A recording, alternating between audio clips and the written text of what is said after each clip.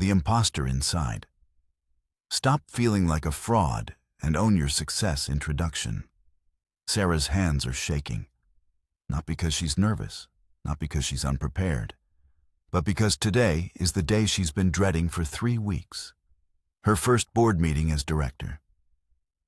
She sits in the corner stall of the executive bathroom, staring at the director nameplate she picked up from HR this morning. The letters are etched in gold. Her name, her title.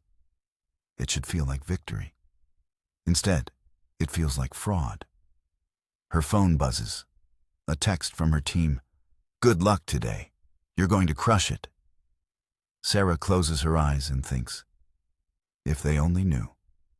If they knew that right now, she's hiding in the bathroom, because she's convinced that the moment she walks into that boardroom, someone will stand up and say, "Wait, there's been a mistake. She doesn't belong here."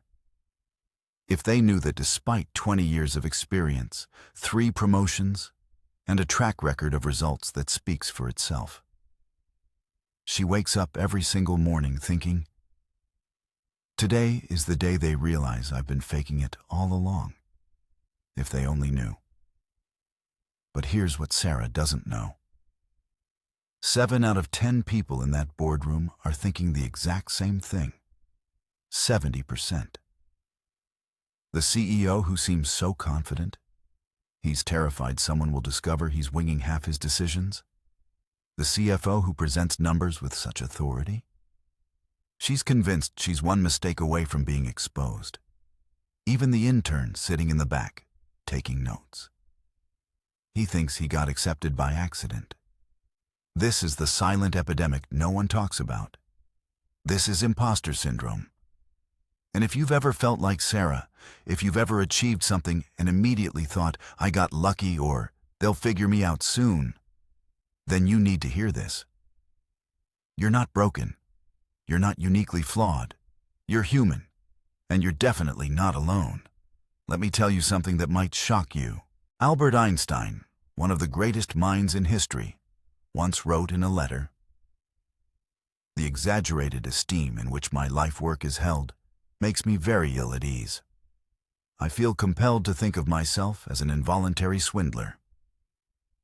Einstein, the man who changed physics forever, felt like a fraud. Maya Angelou, who wrote 11 best-selling books and received countless awards, once admitted, "I have written 11 books, but each time I think, uh-oh, they're going to find out now. I've run a game on everybody and they're going to find me out." 11 books, and she still felt like an imposter. Sheryl Sandberg, Chief Operating Officer of Facebook, one of the most powerful women in tech, confessed in an interview, "Every morning I wake up afraid they'll figure out I don't know what I'm doing." If these giants, these people who shaped industries and changed the world, felt like frauds, what does that tell you? It tells you that imposter syndrome isn't about competence. It's not about your skills, your achievements, or your qualifications. It's about something deeper, something almost everyone experiences, but almost no one talks about. This audiobook is going to break that silence. Over the next hour and a half, you're going to discover why your brain is lying to you about your success. You're going to learn why the higher you climb, the more like a fraud you feel. You're going to understand the hidden mechanisms that turn achievers into imposters. And most importantly, you're going to learn how to finally own your success without guilt, without fear, without that nagging voice saying, "You don't deserve this." But knowing isn't enough. That's why this isn't just an audiobook. It's a training program. Throughout this journey, you'll get 5 practical exercises designed to rewire how you see yourself and your achievements. And at the end, you'll receive a complete 30-day transformation system that will help you move from hiding your success to owning it. Here's what we're not going to do. We're not going to tell you to just be confident. We're not going to pretend that one affirmation or one pep talk will make this disappear. Imposter syndrome is real, it's powerful, and it's kept smart, capable, deserving people small for far too long. But here's the truth you need to hear right now before we go any further. The fact that you feel like an imposter doesn't mean you are one. It means you're doing something new. It means you're stretching beyond your comfort zone. It means you're growing. And growth always feels uncomfortable. The discomfort isn't proof you're failing. It's proof you're exactly where you need to be. So if you're listening to this in your car before a big meeting, if you're lying in bed at 3 in the morning wondering if you're good enough, if you've just been promoted and you're terrified someone made a mistake, then this message is for you. You're not a fraud. You never were. Your brain just thinks you are. And we're about to change that. Let's go back to Sarah for a moment. She's still in that bathroom, still holding that nameplate, still shaking. But something shifts. She takes a breath. She looks in the mirror and says out loud, just to hear herself say it, "I'm here because I earned this." It doesn't feel true yet, but she says it anyway. And then she walks out. She walks into that boardroom. She sits at the head of the table, and she begins. This is your moment to do the same, to stop waiting to feel ready, to stop waiting for permission, to stop hiding from your own greatness because you're afraid someone will call you out. They won't, because you're not a fraud. You're just finally stepping into the space you've always deserved. Are you ready? Let's begin. Chapter 1. The Fraud Inside Your Head. Sarah made it through the meeting. Barely. She presented her quarterly strategy, answered questions from the board, and even got a few nods of approval from the CEO. But the entire time, there was a voice in her head whispering the same thing on repeat. You have no idea what you're doing. They're going to figure it out any second now. When the meeting ended and people congratulated her on a strong start, she smiled and said thank you. But inside she was thinking, if you only knew how terrified I was the entire time. That night, Sarah sits at her desk at home, staring at the notes from the meeting. Everything went fine. Better than fine, actually. But instead of feeling proud, she feels exhausted. Exhausted from the constant performance. Exhausted from pretending she belongs in that room. Exhausted from waiting for the other shoe to drop. She opens her laptop and types into the search bar. Why do I feel like a fraud, even though I'm successful? And that's when she discovers it has a name. Imposter syndrome. Here's what most people don't understand about imposter syndrome. It's not about being unqualified. It's not about lacking skills or experience. Sarah has both. 20 years of climbing the ladder, leading teams, delivering results. On paper, she's exactly who should be sitting in that director's chair. But imposter syndrome doesn't care about your resume. It cares about the story your brain is telling you. And right now, Sarah's brain is telling her a very convincing lie. The lie goes like this. You only got here because you got lucky. You were in the right place at the right time. You worked with the right people. You haven't actually earned any of this. And sooner or later, someone is going to realize it. Sound familiar? If it does, you're not alone. Studies show that around 70% of people experience imposter syndrome at some point in their lives. 70%. That means if you're in a room with 10 people, 7 of them have felt exactly what you're feeling right now. The difference is, most of them are too afraid to admit it. Because admitting you feel like a fraud feels like proof that you are one. But feeling like an imposter and being an imposter are two completely different things. An actual imposter is someone who lied to get where they are. Someone who faked credentials or manipulated their way into a position they're not qualified for. That's fraud. What you're experiencing, that's just your brain doing what brains do, protecting you from rejection by convincing you that you don't deserve success, so you won't get too comfortable and risk losing it. Let me explain how this works. Your brain has a built-in mechanism designed to keep you safe. Back when humans were living in caves and running from predators, this mechanism was useful. It kept you alert, cautious, aware of threats. But in today's world, where the biggest threat isn't a lion but a board meeting or a promotion, your brain still operates the same way. It sees success as a risk, because success means visibility. And visibility means the possibility of being judged, criticized, or rejected. So your brain does what it thinks is helpful.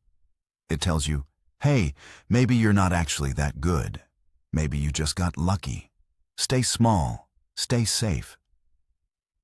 This is the fraud inside your head. It's not based on reality. It's based on fear. And the more you achieve, the louder it gets. Because every new level of success comes with a new level of exposure, and your brain interprets that as danger. Now here's where it gets really interesting. Imposter syndrome doesn't just make you doubt yourself. It makes you rewrite history. Think about your biggest achievements. Maybe it's a promotion, a successful project, an award, a degree. When you think about that achievement, what's your first thought? If you're like most people dealing with imposter syndrome, your first thought is something like, I got lucky, or it wasn't that hard, or anyone could have done it. You take the thing you worked for, the thing you earned, and you discount it. You attribute it to external factors like luck, timing, or help from others. And then you use that discounting as proof that you're not actually competent. This is the cycle. Achieve something. Discount it. Feel like a fraud. Repeat. Sarah does this constantly. She looks at her career, and all she sees are accidents. She got her first promotion because her manager liked her. She got her second promotion because the company was growing and they needed someone. She got this director role because the other candidate turned it down. In her mind, none of it was because she was good at her job. It was all just circumstance. But here's what Sarah isn't seeing. She got that first promotion because she consistently delivered results and her manager recognized her potential. She got the second promotion because she led her team through a major project that exceeded expectations. She got the director role because she interviewed better than everyone else and demonstrated the strategic thinking the company needed. But imposter syndrome doesn't let her see that. It only lets her see the luck, the timing, the external factors. It erases her effort, her skills, her decisions. And this is exactly what imposter syndrome does to you. It takes your achievements and rewrites them as flukes. It takes your competence and calls it luck.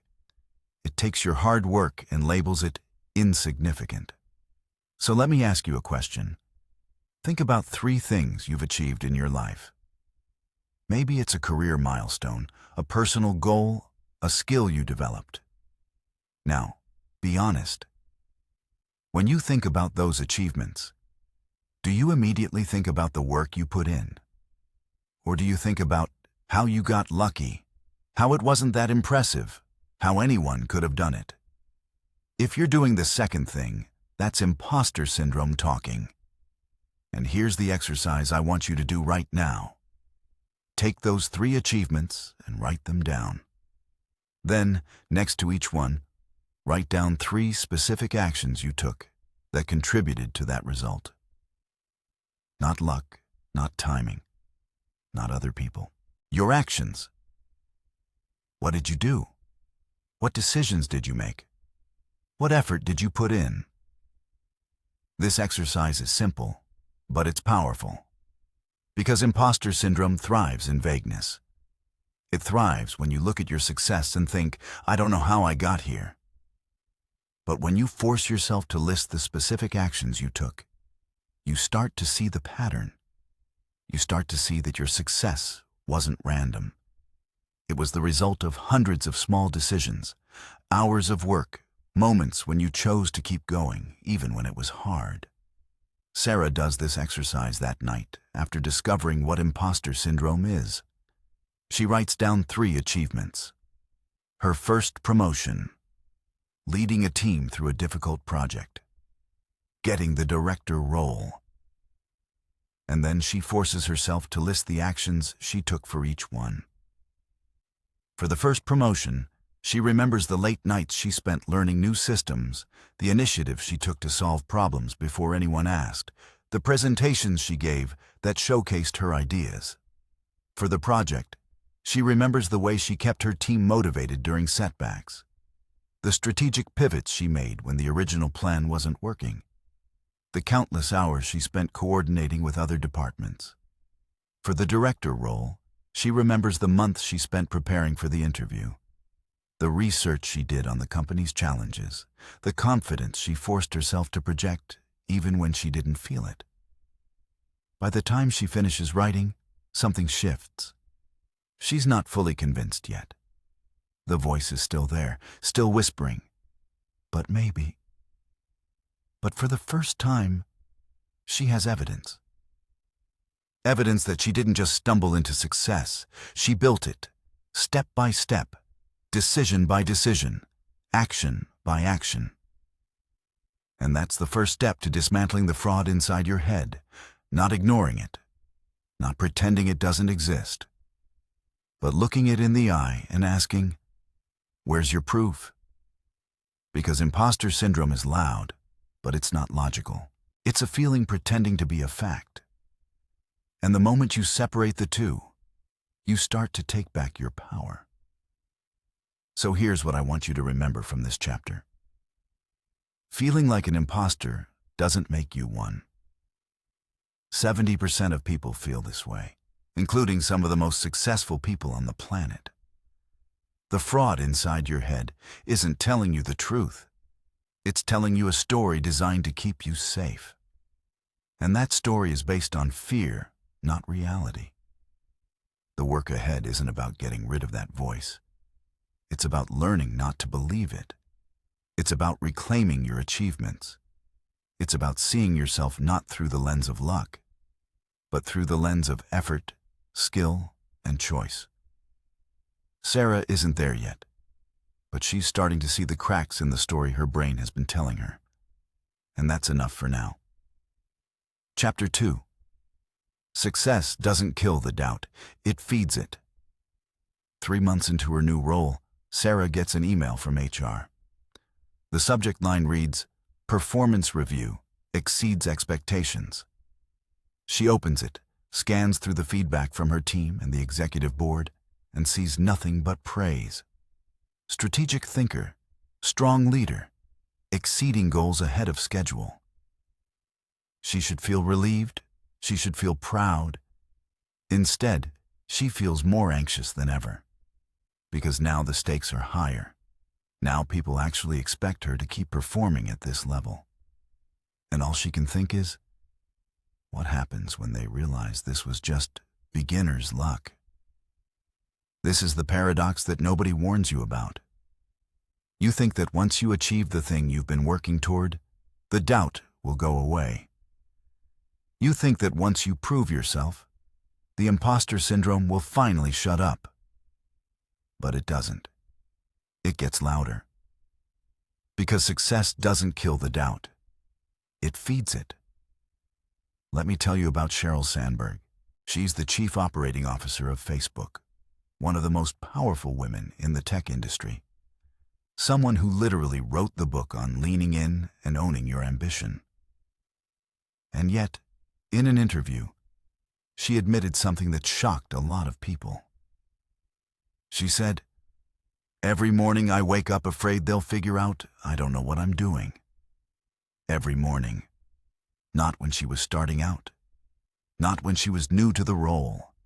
Every single morning, even after years of proven success. If someone like Sheryl Sandberg, who has every credential, every accolade, every measurable proof of competence, still wakes up feeling like a fraud, what does that tell you? It tells you that imposter syndrome isn't tied to your level of success. It's tied to your visibility. And the higher you climb, the more visible you become. The more visible you become, the more your brain interprets that visibility as risk. Here's how the cycle works. You set a goal. Maybe it's a promotion, a new project, a challenge you've been avoiding. You work toward it. You push yourself. You prepare. And then you achieve it. For a brief moment, maybe a few hours, maybe a day, you feel good. You feel accomplished. But then something happens. Your brain starts analyzing what just happened, and instead of celebrating, it starts discounting. It says, that presentation went well, but it was an easy topic. Anyone could have done that. Or, you got the promotion, but they probably just needed to fill the role quickly. Or, the project succeeded, but you had a great team. It wasn't really you. You take the achievement and you shrink it. You minimize your role. You attribute the outcome to external factors like luck, timing, or other people's contributions. And because you've now convinced yourself that the success wasn't really yours, the fear kicks in. The fear that says, if I didn't actually earn this, then I'm going to get found out.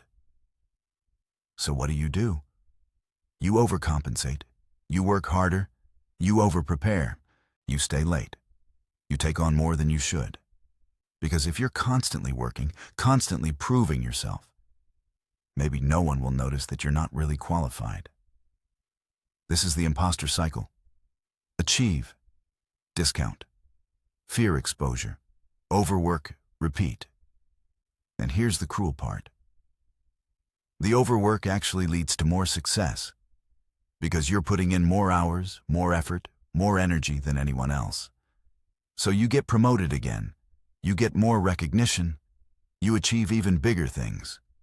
And each time, the voice gets louder, because now you're even more visible. Now there are even more people watching. Now there's even more to lose. Sarah is living this cycle right now. After that glowing performance review, she starts working 12-hour days. She's the first one in the office and the last one to leave. She double-checks every email before sending it. She rehearses presentations 3 times more than necessary. She volunteers for extra projects because she thinks that if she's constantly delivering, people won't have time to question whether she deserves to be there. Her team starts to notice. One of her colleagues pulls her aside and says, "You know you don't have to do all of this, right? You're already doing great." And Sarah smiles and says, "I just want to make sure I'm meeting expectations." But what she's really thinking is, if I stop, they'll see I'm not actually good at this. The truth is, Sarah is exhausted, not from the work itself, but from the constant performance, from pretending she's confident when she's not, from acting like she belongs when she's convinced she doesn't. She's running on a treadmill that keeps speeding up, and she's terrified that if she slows down even a little, she'll fall off. But here's what Sarah doesn't understand yet. The reason she feels like more of a fraud now than she did 3 months ago isn't because she's failing. It's because she's succeeding. Every time she achieves something, her brain raises the bar. It says, "Okay, you did that. But can you do it again? Can you do it better? And what happens when you can't?" This is why imposter syndrome is so common among high achievers. It's not the people who are coasting who feel like frauds. It's the people who are excelling. Because the better you do, the higher the expectations become. And the higher the expectations, the more room there is to fall. Natalie Portman experienced this after winning an Oscar for Black Swan. She gave one of the most intense, physically demanding performances in recent film history, and the entire industry recognized it. But in an interview after winning, she said, "I felt like it was a fluke, like maybe they made a mistake." An Oscar, the highest recognition in her field. And her first thought was that it was a mistake. This is the pattern. You achieve something significant, something that should validate you, that should quiet the doubt. And instead, the doubt gets more sophisticated. It doesn't say, "You're not good." It says, "You were good this time, but what about next time?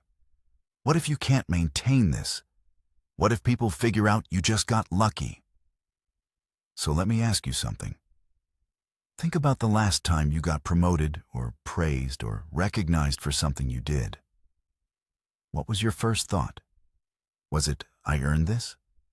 Or was it, "I got lucky," or "they're just being nice," or "wait until they see what happens next"? If it was the second, third, or fourth option, you're stuck in the cycle. And the longer you stay in it, the more exhausting it becomes.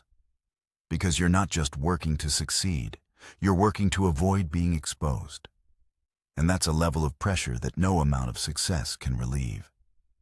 Here's what you need to understand.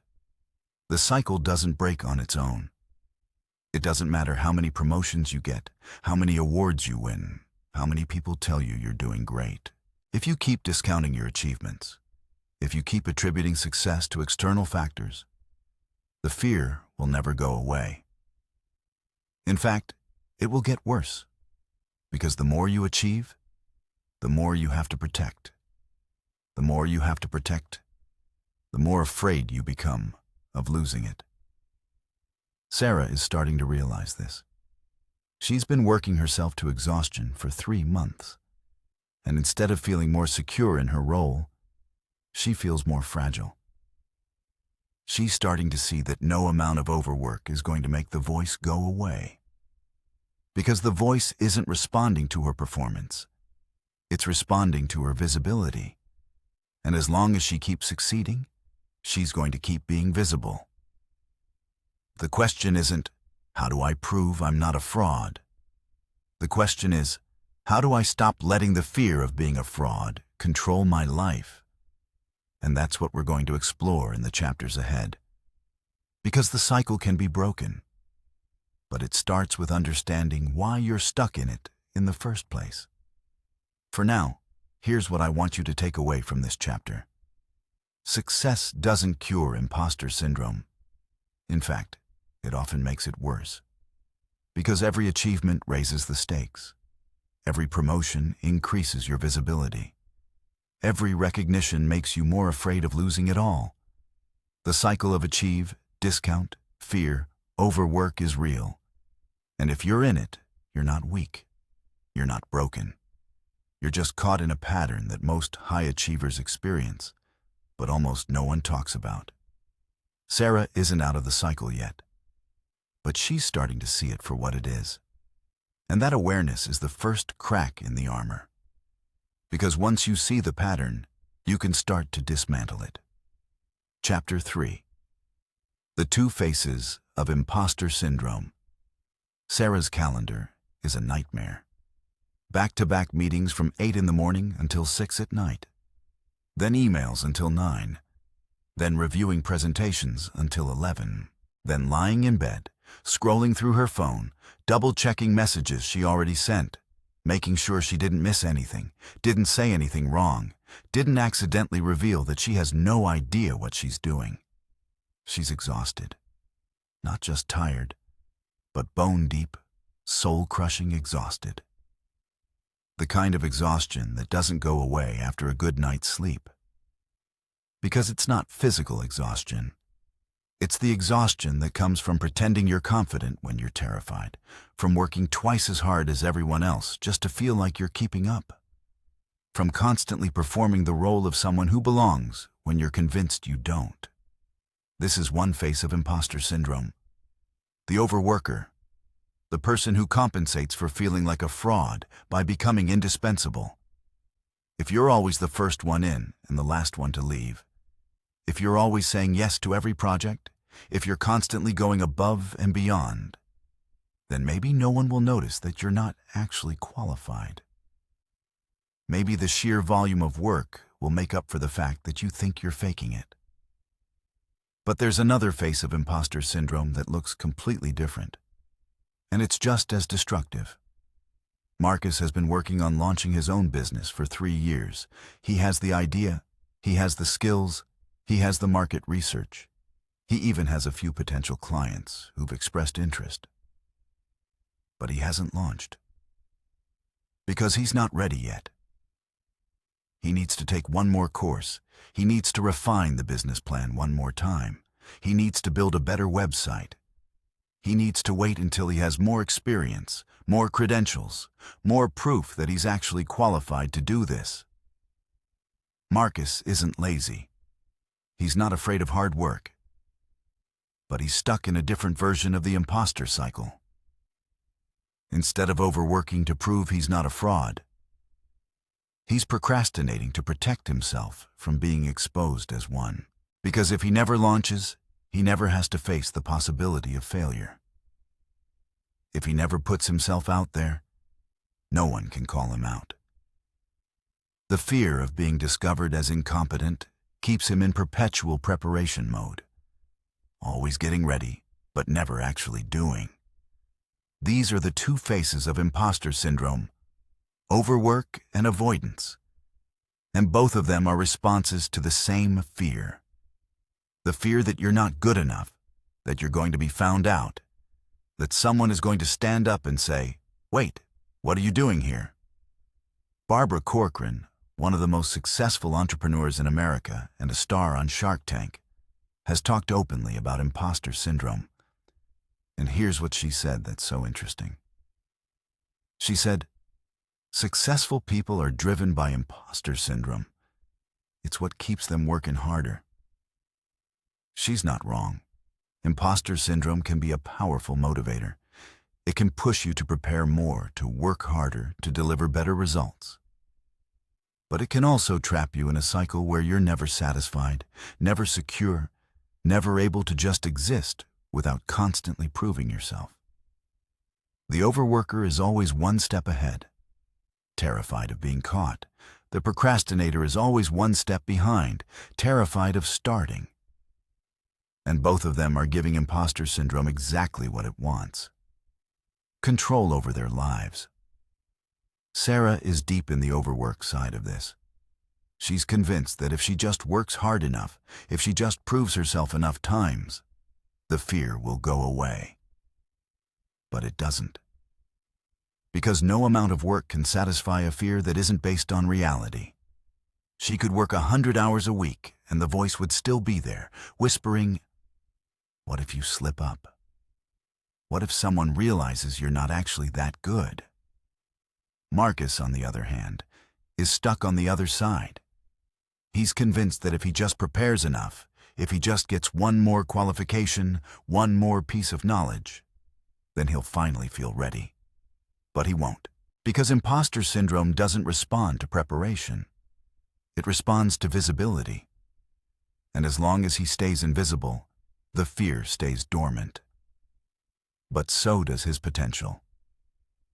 Here's what both of them don't understand yet. Both strategies are designed to avoid the same thing: vulnerability, being seen, putting yourself in a position where someone might judge you, criticize you, or reject you. The overworker thinks that if they just deliver enough results, no one will have time to question them. The procrastinator thinks that if they just delay long enough, they'll eventually feel confident enough to handle the scrutiny. But neither strategy works, because imposter syndrome isn't about competence. It's about fear of exposure. And whether you're working 80 hours a week or avoiding launching your dream for 3 years, you're still letting that fear run your life. Let me give you an example. Sarah recently volunteered to lead a project that wasn't even in her department. Why? Because she thought, if I'm always doing something, people won't have time to wonder if I deserve to be here. But now she's drowning in work, skipping lunches, missing her daughter's recital, and lying awake at night, replaying conversations from meetings to make sure she didn't say anything that revealed her incompetence. Marcus, meanwhile, just turned down an opportunity to speak at a small industry event. It would have been great exposure for his business. But he said no because he thought, I'm not ready. I don't have enough experience yet. What if I get up there and people realize I don't know what I'm talking about? So he stays in preparation mode, taking another online course, rewriting his business plan for the 10th time, convincing himself that when he's truly ready, he'll know. But here's the brutal truth. You're either overworking to prove you deserve it, or you're avoiding work to protect yourself from failure. Either way, you're giving imposter syndrome exactly what it wants: your power, your time, your potential, your peace of mind. Both strategies can look like success from the outside. Sarah is getting promoted. She's being praised. She's exceeding every metric. But inside, she's collapsing. Marcus looks like someone who's being thoughtful and strategic, someone who's carefully planning before making a move. But inside, he's paralyzed. The question isn't which side you're on. The question is, are you willing to see that both sides are the same trap? Because here's what you need to understand. Imposter syndrome doesn't care which strategy you choose. It doesn't care if you work yourself into burnout or if you procrastinate yourself into invisibility. What it cares about is keeping you small, keeping you afraid, keeping you stuck in a loop where you're constantly reacting to fear instead of acting from confidence. Sarah is starting to see this. After 6 months of working 12-hour days, she had a wake-up call. She missed her daughter's school play because of a meeting that could have been rescheduled. And when her daughter asked why she wasn't there, Sarah said, "I had to work." But the truth was, she didn't have to. She chose to. Because she was terrified that if she said no to one meeting, people would start to question whether she was really committed, whether she really belonged in that role. That night, after putting her daughter to bed, Sarah sat in the dark and asked herself a question she'd been avoiding for months. What am I really afraid of? And the answer wasn't failure. It was exposure. She was afraid that if she stopped performing, if she stopped being perfect, people would see the real her. And the real her, she believed, wasn't good enough. But here's the shift that's starting to happen. Sarah is realizing that the version of her that's working herself to death isn't the real her either. It's a mask, a performance, a desperate attempt to avoid being vulnerable. And as long as she's performing, she's never going to feel like she belongs. Because you can't feel authentic when you're pretending. Marcus is on the edge of a similar realization. 3 years in preparation mode. 3 years of not yet. And he's starting to see that no amount of preparation is ever going to make him feel ready. Because readiness isn't something you achieve. It's something you choose. And as long as he's waiting to feel ready, he's giving imposter syndrome permission to keep him stuck. So here's what I want you to take away from this chapter. Imposter syndrome has 2 faces, but they're both responding to the same fear. Whether you're overworking or procrastinating, you're still being controlled by the belief that you're not enough. And the only way to break the cycle is to stop trying to prove yourself and start learning to be yourself. Flaws, fears, imperfections, and all. Sarah isn't there yet. Marcus isn't there yet. But they're both starting to see the trap for what it is. And that's the first step toward freedom. Chapter 4. Where the Fraud Was Born. Sarah is sitting in her therapist's office for the first time in years. She didn't want to come, She told herself she didn't need therapy, that she just needed to work harder, sleep better, manage her time more efficiently. But after missing her daughter's play, after 6 months of 12-hour days and constant anxiety, her husband sat her down and said, "You need to talk to someone. This isn't sustainable." So here she is, sitting on a couch that's a little too soft, trying to explain why she feels like a fraud despite 20 years of evidence to the contrary. The therapist asks a simple question. When is the first time you remember feeling like you weren't good enough? And suddenly Sarah is 12 years old again, standing in her mother's kitchen, holding a report card with straight A's. She's excited. She's been working hard all semester, staying up late to study, putting in the effort. But when she shows her mother, expecting pride, expecting recognition, her mother glances at the report card and says, "Well, that's good. But don't let it go to your head. You got lucky with easy teachers this year." That's it. No celebration, no acknowledgement of the hours Sarah spent studying. Just a warning not to get too proud, followed by a dismissal of the achievement as luck. Sarah didn't realize it at the time, but that moment planted a seed that said, your achievements aren't really yours. They're accidents. They're flukes. And if you believe they're real, you're setting yourself up for disappointment. This is where imposter syndrome is born. Not in adulthood, not in the workplace, but in childhood, in the small moments when the people who are supposed to validate you teach you, intentionally or not, that you're not allowed to own your success. For Sarah, it was her mother's voice. For others, it might be a teacher who said, "You're good, but you're not as good as," or a parent who only praised perfection, so anything less than perfect felt like failure. Or a culture that taught you that humility means downplaying your accomplishments, that confidence is arrogance, that celebrating yourself is selfish. These messages don't feel traumatic in the moment. They feel normal. They feel like guidance. But over time, they build a foundation that says, you are not allowed to believe you're good at something. You are not allowed to take credit. You are not allowed to feel proud. And when that foundation is in place, imposter syndrome doesn't need to work hard. It just needs to remind you of the rules you learned as a child. Do you remember Albert Einstein? You already know he's one of the greatest scientific minds in history. But here's what you might not know. A year before he died, he wrote a letter to a friend. In that letter, he said, "The exaggerated esteem in which my life work is held makes me very ill at ease. I feel compelled to think of myself as an involuntary swindler." An involuntary swindler. Einstein, the man who revolutionized our understanding of physics. And he felt like a fraud. Why? Because even geniuses grow up in systems that teach them not to trust their own competence.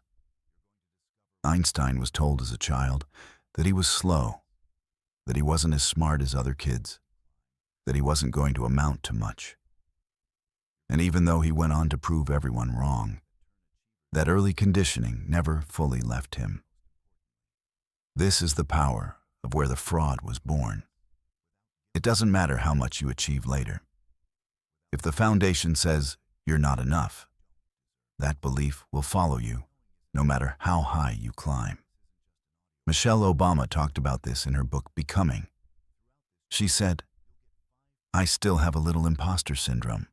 It doesn't go away." She was the First Lady of the United States.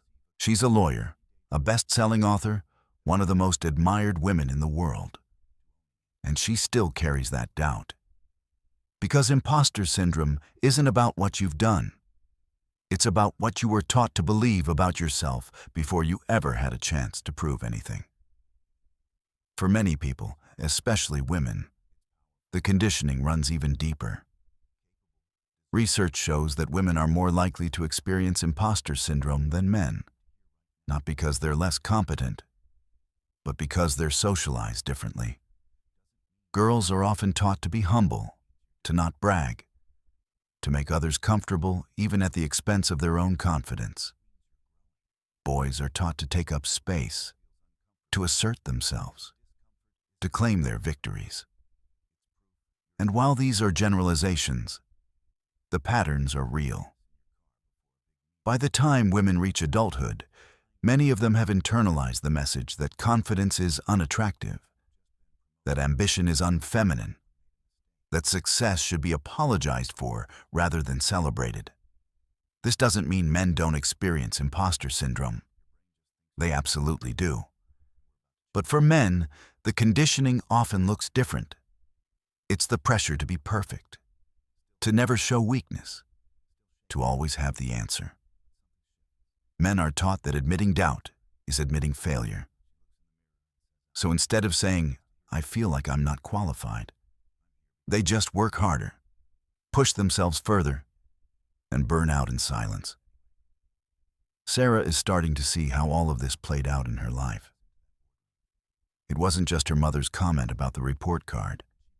It was years of being told to be modest, to not make others feel bad by being too successful, to downplay her intelligence so boys wouldn't be intimidated.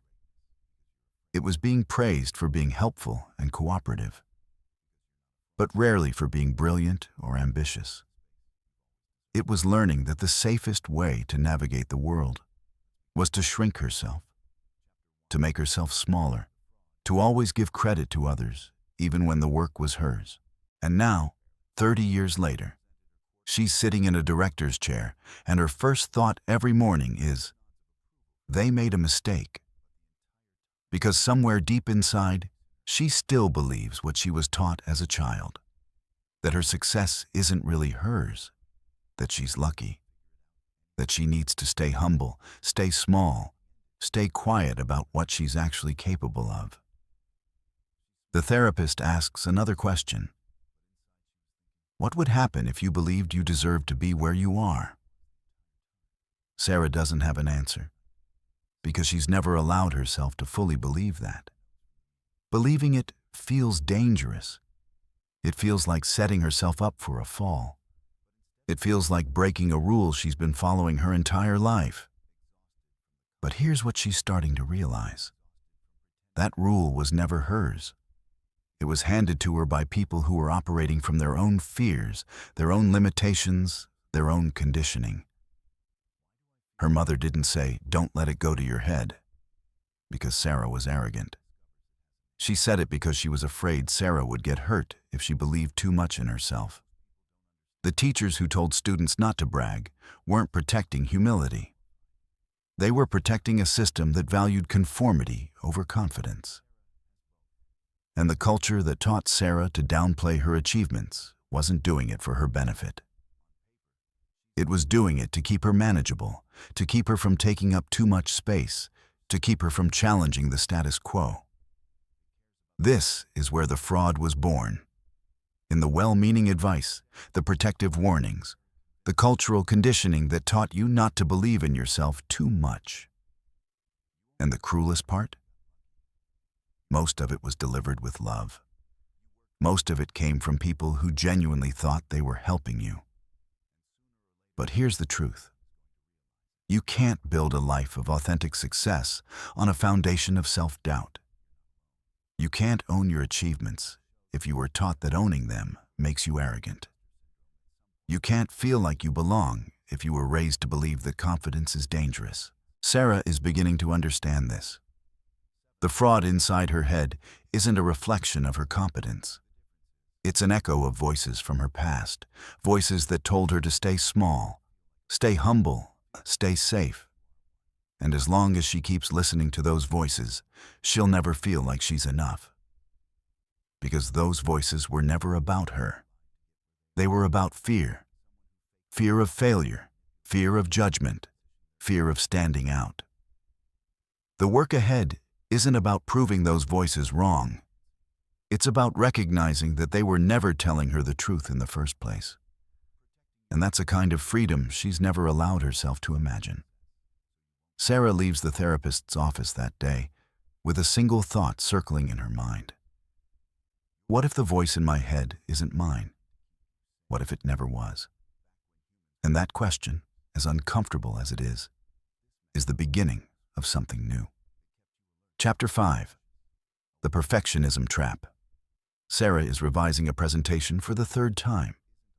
It's due tomorrow morning. The first version was good. The second version was great. This third version, she's not even sure what she's changing anymore. She's tweaking fonts, rearranging bullet points, rewording sentences that were already clear. It's 1 a.m, and she's been at this for 4 hours.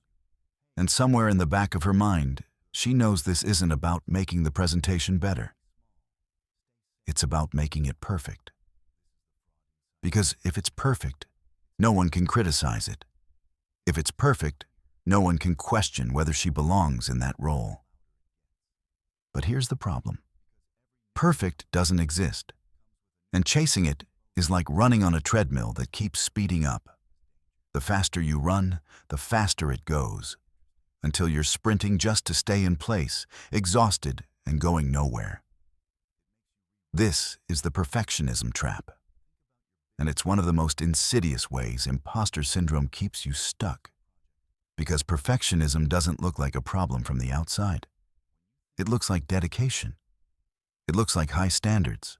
It looks like someone who cares about quality. But on the inside, it's fear dressed up as ambition. It's the belief that if you're not perfect, you're not enough. And if you're not enough, you're going to be exposed. Let me explain how this works. Perfectionism isn't about wanting to do well. It's about being terrified of doing poorly. It's not, I want to create something excellent. It's, if this isn't flawless, people will realize I'm a fraud. The difference is massive. One is motivated by passion.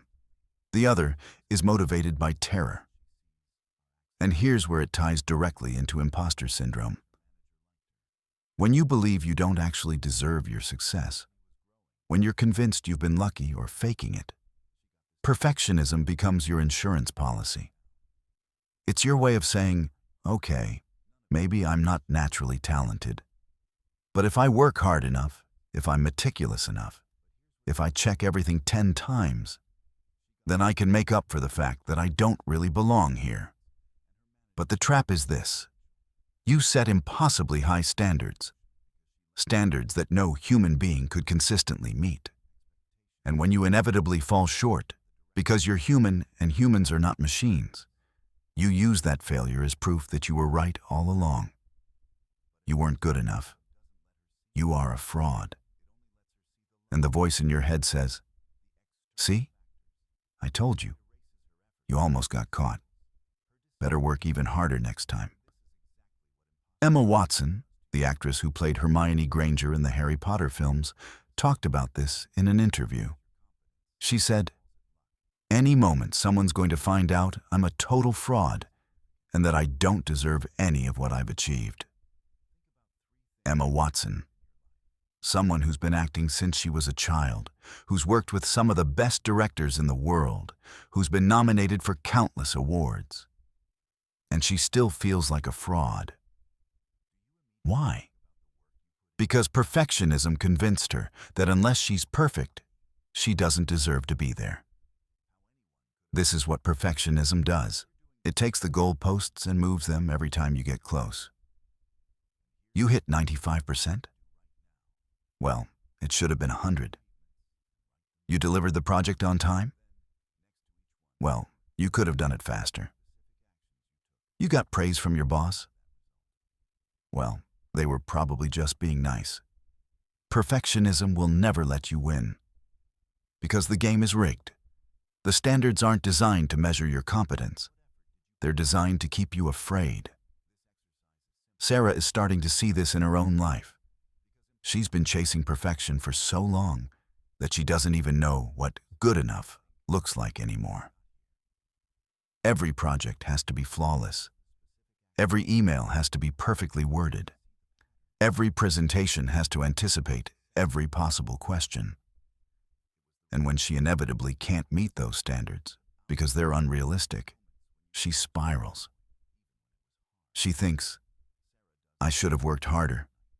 I should have prepared more. If I were really qualified for this role, it wouldn't be this hard. But here's what she's not seeing. It's hard because the standards are impossible, not because she's incompetent. The problem isn't her. It's the belief system that's telling her she has to be perfect to be worthy. Let me give you an example. Sarah recently led a project that exceeded every measurable goal. Revenue was up, client satisfaction was high, her team delivered ahead of schedule. By every objective metric, it was a massive success. But during the debrief meeting, one person asked a question she didn't have an immediate answer to. Just one question, out of 100. And instead of celebrating the success, Sarah spent the next 3 days replaying that moment, convinced that everyone in the room was thinking, she doesn't know what she's doing. One question, one moment of not having the perfect answer, and it erased, in her mind, the entire success of the project. That's what perfectionism does. It gives all the power to the 1% you didn't get right and ignores the 99% you did. Now here's where this gets really dangerous. Perfectionism doesn't just make you feel bad. It makes you less effective. Because when you're terrified of making mistakes, you stop taking risks.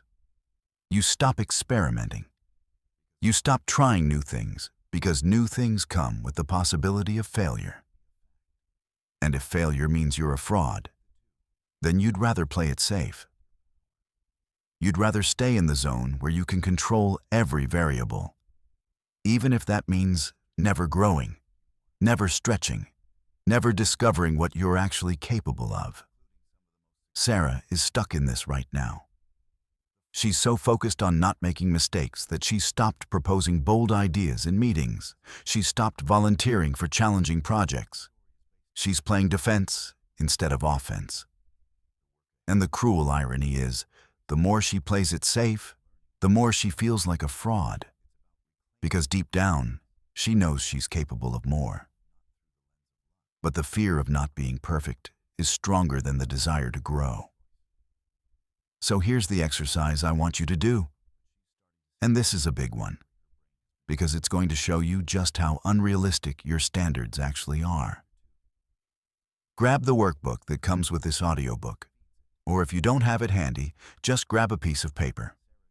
This is exercise number 2, the perfectionism audit. Write down your ideal standards for success. What does perfect look like to you? Be specific. Perfect director, perfect parent, perfect partner, perfect professional.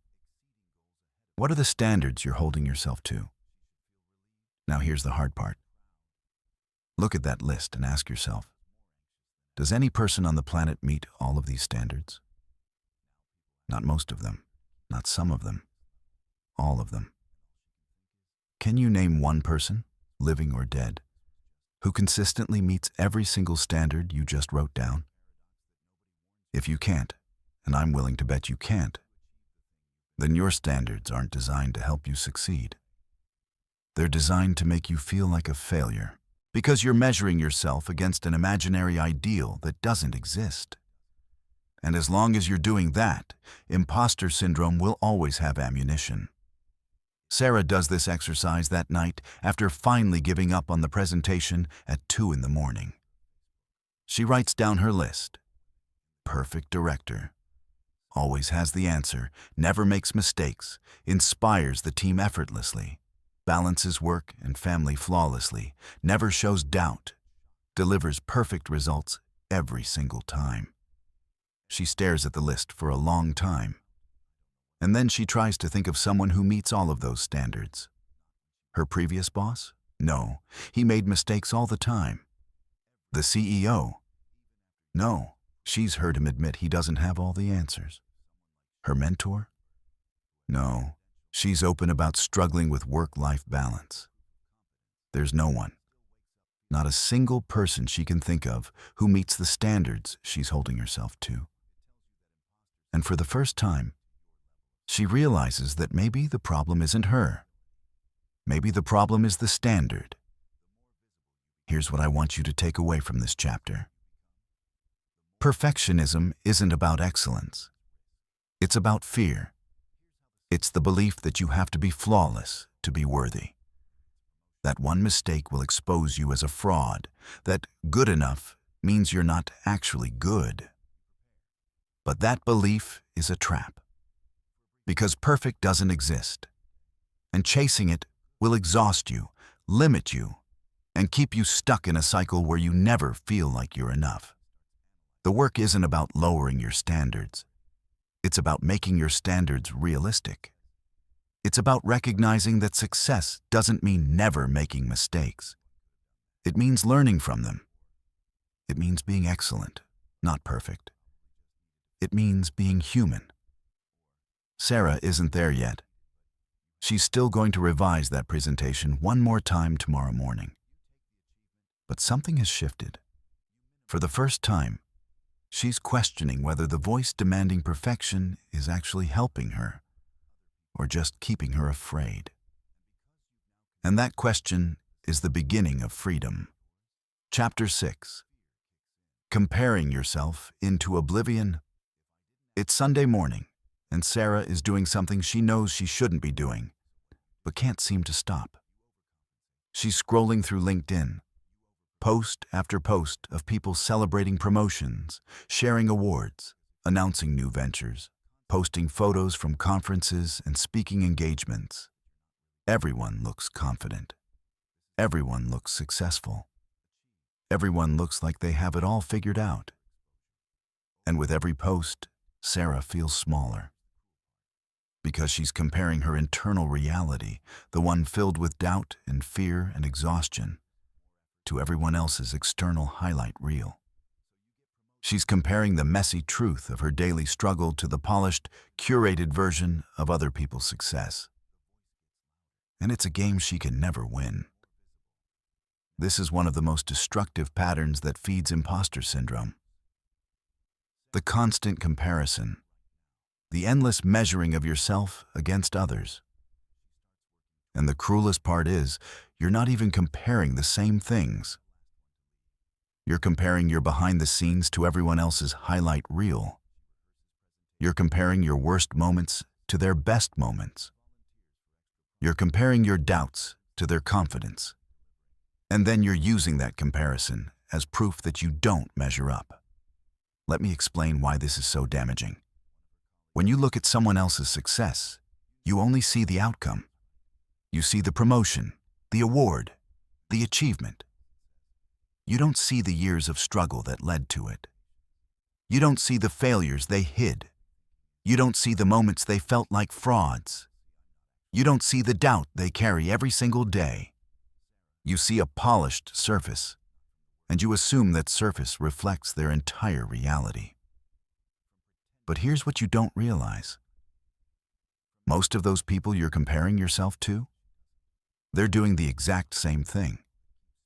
They're looking at your LinkedIn profile, seeing your director title and your accomplishments, and thinking, they have it all together. I'm the only one who's faking it. Everyone is comparing their messy insides to everyone else's polished outsides. And everyone is losing the game. David Bowie, one of the most iconic musicians of all time, once said in an interview, "I had enormous self-image problems and very low self-esteem, which I hid behind obsessive writing and performing." David Bowie, the man who reinvented himself over and over, who influenced entire generations of artists, who seemed utterly fearless on stage. And he was hiding behind his work because he felt inadequate. But nobody saw that. They just saw the confidence, the creativity, the success.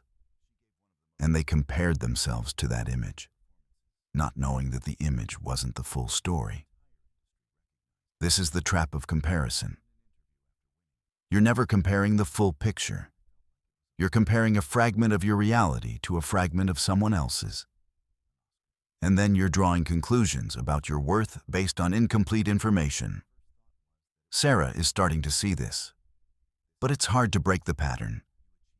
Every time she opens social media, every time she walks into a meeting with other executives, every time she hears about someone else's success, the comparison kicks in automatically. And the voice in her head says, "They're so much more confident than you. They're so much more qualified. They deserve to be here. You don't." But here's what that voice isn't telling her. Confidence isn't the absence of doubt. It's the decision to act despite the doubt. The people who look so confident? Most of them are just better at hiding the fear. They've learned to perform confidence even when they don't feel it. Just like Sarah has been doing for the past 6 months. The difference is, when Sarah looks at them, she sees the performance and assumes it's real. When she looks at herself, she sees the fear and assumes everyone else can see it too. This is the distortion of comparison. It magnifies everyone else's strengths and your own weaknesses. It makes you hyper-aware of what you lack and blind to what you have. And the more you engage in it, the more convinced you become that you're the only one struggling, the only one who doesn't belong, the only one who's faking it. Tom Hanks, one of the most beloved actors in Hollywood, once admitted in an interview, "No matter what we've done, there comes a point where you think, how did I get here? When are they going to discover that I am, in fact, a fraud and take everything away from me?" Tom Hanks. Multiple Oscars. Decades of iconic roles. America's favorite actor. And he's waiting to be discovered as a fraud. Which means the people Sarah is comparing herself to, the ones who look so confident and capable on LinkedIn, are likely thinking the exact same thing she is. They're just not posting about it. Here's the thing about comparison. It's not just inaccurate. It's fundamentally unfair. Because you're always going to know more about your own shortcomings than anyone else's. You live with your doubts 24 hours a day. You hear the critical voice in your head. You remember every mistake you've ever made. You know every area where you feel inadequate. But when you look at someone else, you don't have that information. You just see the surface, and you assume the surface is all there is.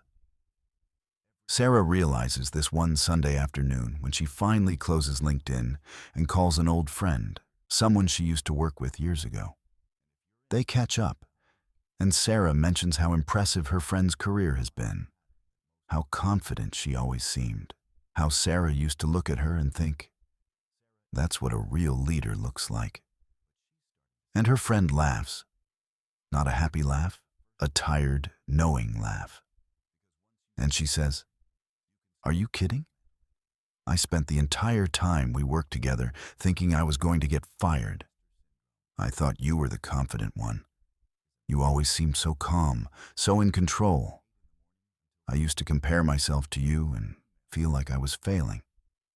Sarah is stunned, because all this time, she thought she was the only one faking it. She thought everyone else had it figured out. But her friend, the person she'd been comparing herself to for years, was doing the exact same thing. They were both looking at each other and thinking, "I'm not as good as them." And neither of them had any idea. This is the silent epidemic of comparison. Everyone is doing it. Everyone is measuring themselves against an imaginary standard that doesn't exist. Everyone is convinced they're the only one who's struggling. And the silence, the refusal to admit the truth, keeps the cycle going. Here's what you need to understand. The more you compare yourself to others, the smaller you make yourself. Not because you're actually inadequate, but because comparison is designed to highlight lack. It's designed to show you what you don't have, what you haven't achieved, what you're not. And as long as you're focused on what you're not, you'll never see what you are. The solution isn't to stop noticing other people's success. It's to stop using their success as evidence of your failure. It's to recognize that their highlight reel isn't their full story. It's to understand that success and doubt are not mutually exclusive. You can be successful and still feel like a fraud. They can be successful and still feel like a fraud. In fact, most successful people do. Sarah makes a decision that Sunday. She deletes LinkedIn from her phone. Not forever, just for now.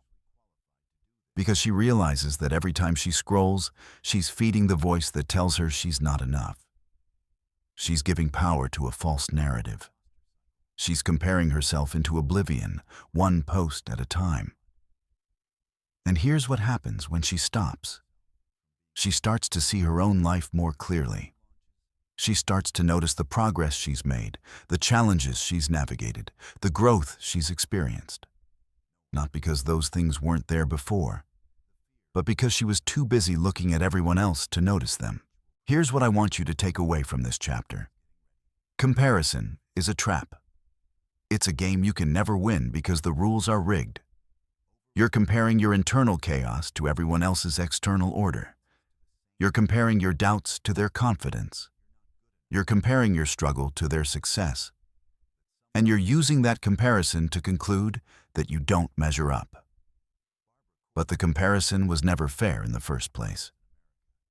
The people you admire, the ones who seem so confident and capable, they're probably comparing themselves to someone else and feeling the same way you do. Because imposter syndrome doesn't discriminate. It affects beginners and experts, employees and CEOs, people starting out and people at the top. The only difference is who's willing to admit it. Sarah is starting to understand this.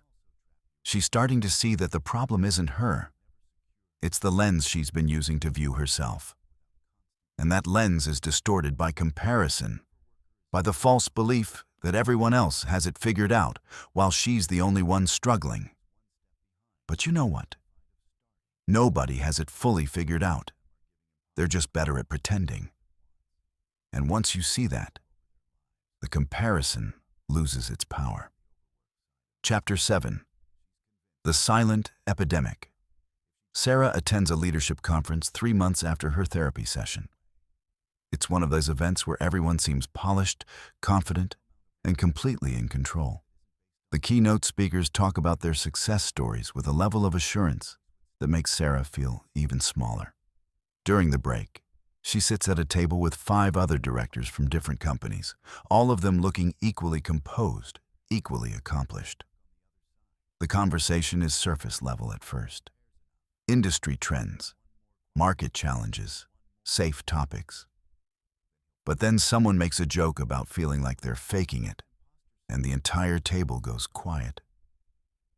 Not an uncomfortable silence, a recognition silence. And then, slowly, one by one, each person at that table admits the same thing. They all feel like frauds. Every single one of them. The VP from a Fortune 500 company says she's terrified her board will realize she doesn't actually know what she's doing. The director from a tech startup says he spends more time Googling basic concepts than he'd ever admit. The woman who just won an industry award says she's convinced someone's going to ask for it back.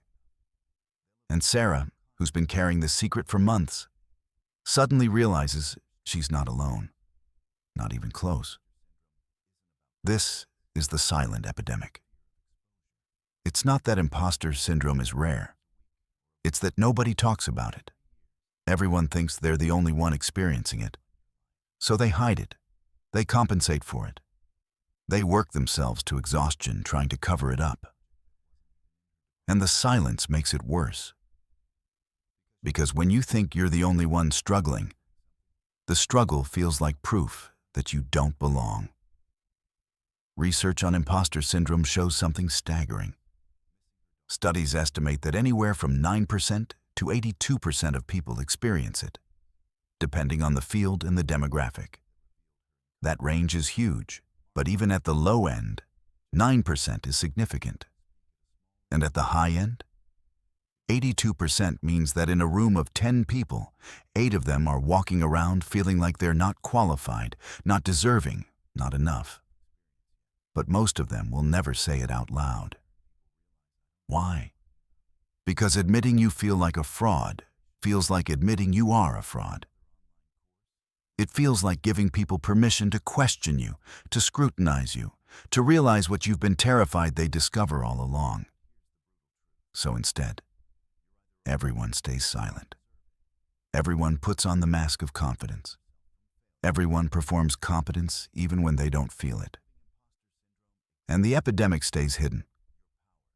Let me tell you about Jodie Foster. She's one of the most respected actresses and directors in Hollywood, someone who's been in the industry since she was a child. She's won 2 Oscars, directed critically acclaimed films, built a career that spans decades. And in an interview after winning one of her Academy Awards, she said, "I thought it was a fluke the same way I think everything in my life is a fluke." A fluke. Not just that award. Everything. Jodie Foster has spent her entire life achieving at the highest level, and she still believes it's all been accidental. But here's the thing. She didn't say that until she was asked directly about self-doubt. She didn't volunteer that information. She only admitted it when someone else created space for the conversation. And that's the problem. If people like Jodie Foster, who have every reason to feel confident, are walking around feeling like frauds, but not talking about it, how is anyone else supposed to realize they're not alone?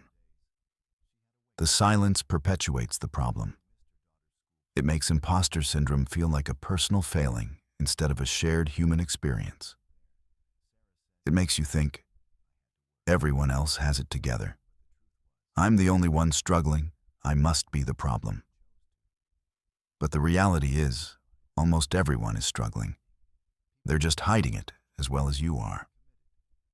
Neil Armstrong, the first human being to walk on the moon, struggled with imposter syndrome for the rest of his life. He avoided public appearances, turned down interviews, stayed out of the spotlight as much as possible.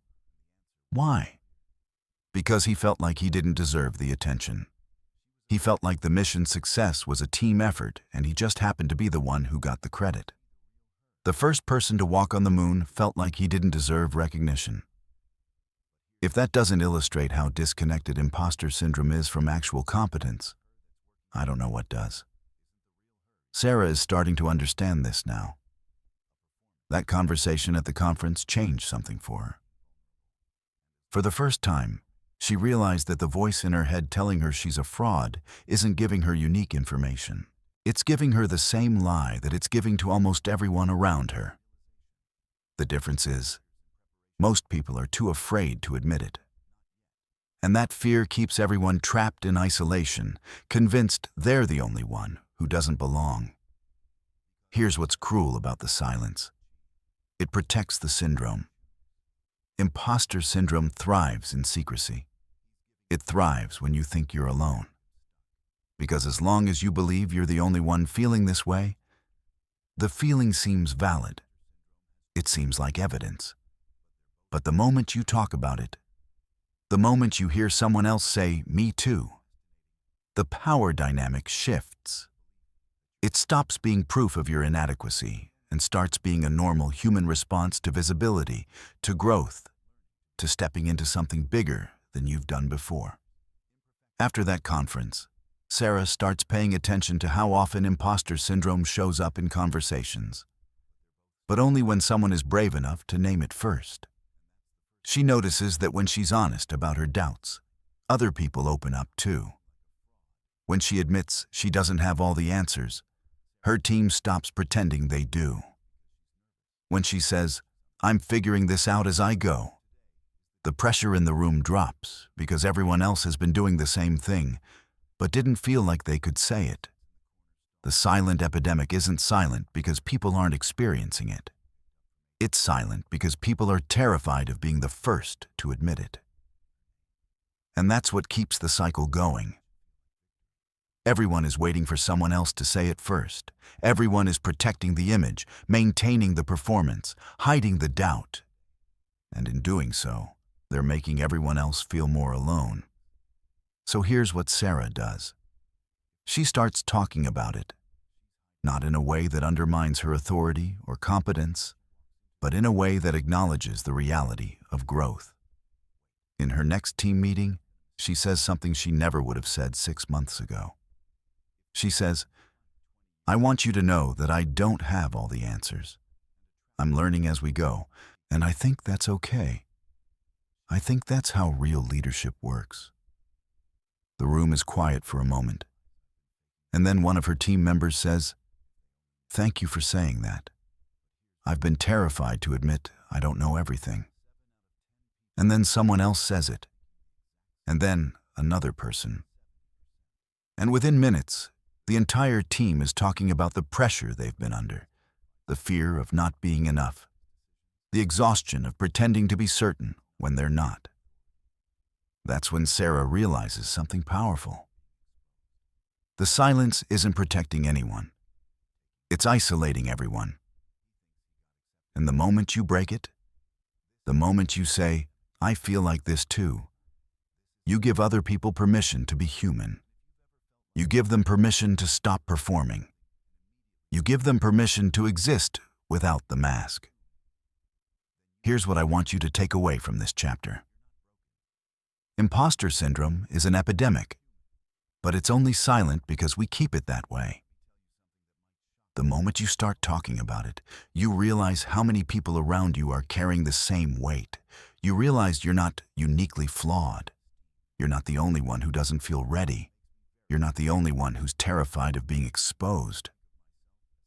You're just one of millions of people who've been told that confidence means certainty, and anything less means you're a fraud. But that's a lie. Confidence isn't the absence of doubt. It's the decision to act despite the doubt. And the more you talk about the doubt, the less power it has over you.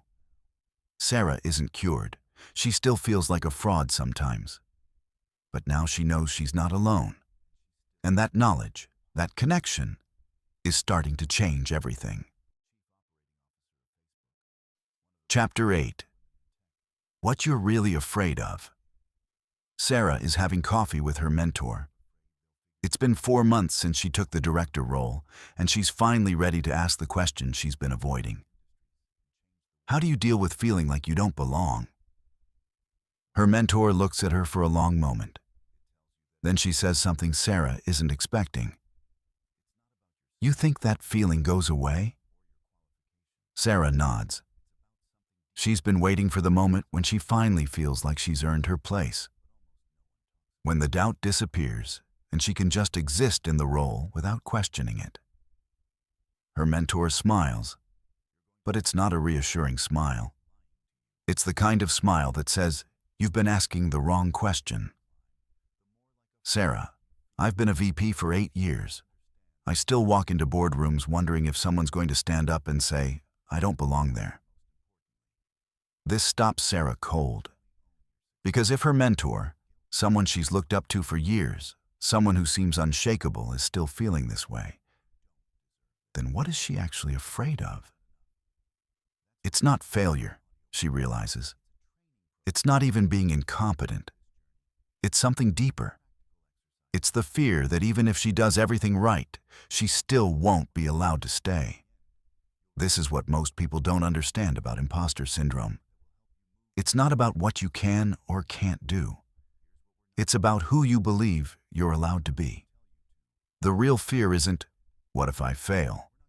It's, "What if they see the real me and decide I don't belong here?" Let me explain the difference. When you're afraid of failure, you can work harder, prepare more, improve your skills. There's a path forward. But when you're afraid of not belonging, there's nothing you can do to fix it. Because the problem isn't your competence, it's your identity. It's the belief that there's something fundamentally wrong with who you are, not just what you do. Sarah is starting to see this in her own life. When she looks back at all the times she's felt like a fraud, it's never been about whether she could do the job. She's always done the job. It's been about whether she has the right to be there, whether someone like her is supposed to occupy this kind of space, whether she's the type of person who gets to be a director. And this is where the conditioning from childhood shows up again. Because somewhere along the way, Sarah absorbed the message that success was for other people.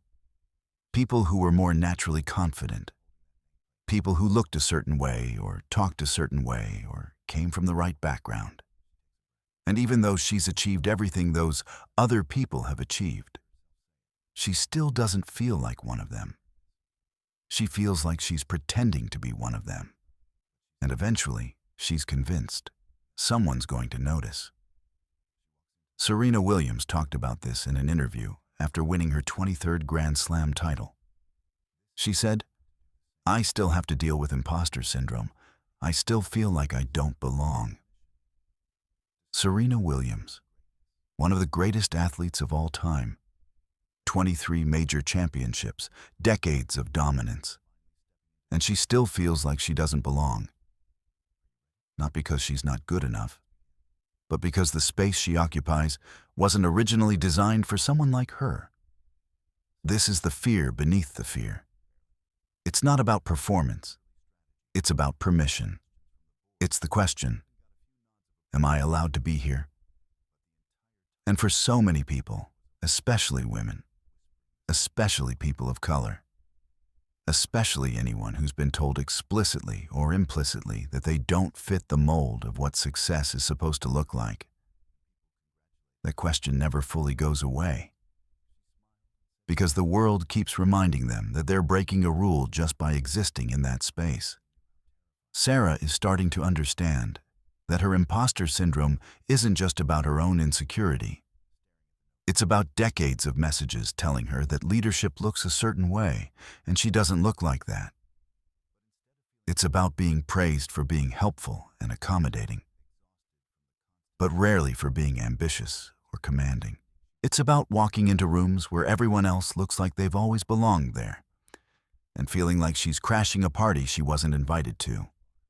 Her mentor sees the realization dawning on Sarah's face. "You're not afraid of failing," she says. "You're afraid of being rejected for who you are." And that's a much scarier fear because there's no amount of work that can fix it. Sarah feels something shift in her chest because that's exactly it. She's been trying to prove herself worthy by working harder, being better, exceeding expectations. But no amount of achievement is ever going to make her feel like she belongs if she doesn't believe she has the right to belong in the first place. So what do you do with that fear? How do you deal with the belief that you're fundamentally not allowed to be where you are? The answer isn't comfortable. You have to stop waiting for permission. You have to stop looking for external validation to tell you that you're allowed to be here. Because that validation is never going to feel like enough as long as you believe the problem is who you are, not what you do. Sarah asks her mentor, "So how do you deal with it? How do you show up when you still feel like you don't belong?" And her mentor says something that's both simple and impossibly hard. "I stopped trying to feel like I belong. I just decided I was going to be here anyway." That's the shift. Not waiting to feel like you have permission. Not waiting to feel confident. Not waiting to feel like you're the right kind of person for this role. Just showing up and claiming the space, even when every instinct tells you you're not supposed to. Sarah thinks about all the times she's walked into that boardroom feeling like an imposter. All the times she's waited for someone to call her out. All the times she's tried to make herself smaller, quieter, less visible, so no one would question whether she belonged. And she realizes that the more she tries to hide, the more she reinforces the belief that she shouldn't be there. Because if she believed she belonged, she wouldn't be hiding. Her mentor leans forward. "Here's what I want you to understand. The feeling of not belonging doesn't mean you don't belong. It just means you're doing something new, something that feels bigger than what you've done before. And your brain interprets that as danger. But you get to decide whether you let that feeling run your life or whether you acknowledge it and keep going anyway. Sarah leaves that coffee meeting with a question circling in her mind. Not, how do I prove I deserve to be here? But, what would happen if I stopped trying to prove it and just allowed myself to be here? It's a terrifying question, because it means giving up the safety of waiting for someone else to validate her. It means stepping into the space fully, not as someone who's faking it, but as someone who has just as much right to be there as anyone else. And that requires a kind of courage she's not sure she has yet. But she's starting to realize that the alternative, continuing to hide, continuing to shrink, continuing to wait for permission that's never going to come, is even more terrifying. Because it means never fully inhabiting her own life. It means always being on the outside of her own success. It means spending the rest of her career feeling like a guest in a space that's actually hers. So here's what I want you to take away from this chapter. The fear beneath imposter syndrome isn't about competence. It's about identity. It's the fear that you're not the kind of person who's allowed to be successful, visible, powerful.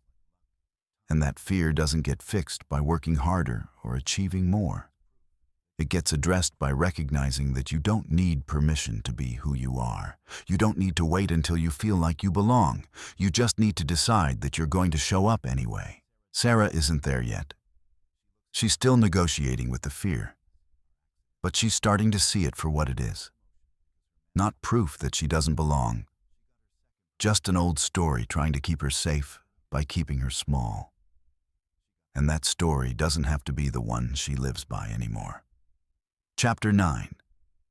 The Cost of Playing Small. Sarah is cleaning out her desk drawer when she finds an old notebook from 5 years ago. She flips through it and stops on a page titled Goals. At the top of the list, written in her handwriting, "Write a book about marketing strategy." She stares at it for a long moment. Then she closes the notebook and puts it back in the drawer. She'd forgotten about that goal. Or maybe she'd deliberately stopped thinking about it. Because every time she considered actually writing the book, the voice would kick in. Who are you to write a book? You're not an expert. People will think you're arrogant. What if it's terrible and everyone realizes you don't actually know what you're doing? So she never wrote it. She told herself she'd do it when she had more experience, more credentials, more proof that she was qualified. But 5 years passed, and the book stayed unwritten. And now, sitting at her desk as a director with 2 decades of experience, she realizes she's been using the same excuse for half a decade. She was never going to feel qualified enough. She was never going to feel ready. She was just going to keep waiting, and the opportunity was going to keep passing her by. This is the real cost of imposter syndrome. Not the discomfort, not the doubt, but the life you don't live because you're too afraid to claim it. The ideas you don't share, the opportunities you don't take, the dreams you don't pursue, the years you spend playing small because you're convinced that's where you belong. Let me be very clear about something. Imposter syndrome doesn't just make you feel bad, it makes you less. Not because you're actually less capable, but because you limit yourself. You pull back. You stay quiet. You decline opportunities. You shrink. And every time you do that, you're not protecting yourself. You're robbing yourself of the chance to discover what you're actually capable of. Research shows a strong connection between imposter syndrome and avoidance behaviors. People who feel like frauds are more likely to procrastinate, to turn down challenging assignments, to stay in jobs that feel safe even when they're unfulfilling. Because the fear of being exposed is stronger than the desire to grow. And that fear has a price. a price most people don't calculate until years have passed, and they look back and realize how much they gave up. Sarah thinks about the last 5 years. The book she didn't write. The speaking engagement she turned down because she thought she wasn't qualified. The leadership training program she didn't apply for because she was convinced she'd get rejected. The times she stayed quiet in meetings when she had an idea but didn't voice it because she thought someone else would say it better. The promotion she almost didn't apply for because she was sure they'd see through her. How much has she lost by playing small? How many opportunities? How many connections? How many experiences? And it's not just professional. She thinks about her daughter's school play, the one she missed because she was working late, trying to prove she deserved her job. Was that time actually necessary? Or was it just another way of hiding, another way of keeping herself so busy that she didn't have to face the fear that she wasn't enough? Here's what makes this so insidious. Playing small feels safe. It feels like you're protecting yourself from failure, from judgment, from exposure. But you're not protecting yourself. You're just building a smaller and smaller life. A life where you never take risks because risks might reveal your inadequacy. A life where you never speak up because speaking up might invite criticism. A life where you never try anything new because new things come with the possibility of failure. And you know what is the cruelest part? Playing small doesn't actually protect you from feeling like a fraud. It makes it worse. Because deep down, you know you're capable of more. You know you're hiding. You know you're choosing safety over growth. And that knowledge eats at you. It reinforces the belief that you're not good enough. Because if you were good enough, you'd be braver. You'd take the chances. You'd speak up. But you're not doing those things. So maybe the voice is right. Maybe you really are a fraud. This is the trap. Imposter syndrome tells you to play small to stay safe. But playing small makes you feel like more of an imposter. And the cycle continues. So here's what I want you to do right now. This is exercise number 3, and it's going to show you exactly what playing small has cost you. Grab the workbook that comes with this audiobook, or just take out a piece of paper. I want you to answer this question honestly. What's one dream or opportunity you didn't pursue in the last 5 years because you felt like you weren't qualified enough? Think about it. Really think. Was there a job you didn't apply for? A business you didn't start? A project you didn't pitch? A relationship you didn't pursue? A trip you didn't take? A skill you didn't learn? Write it down. Now answer these questions. Why did you say no? What were you afraid would happen? And here's the hard part. What would your life look like today if you had said yes? Sarah does this exercise sitting at her desk that night.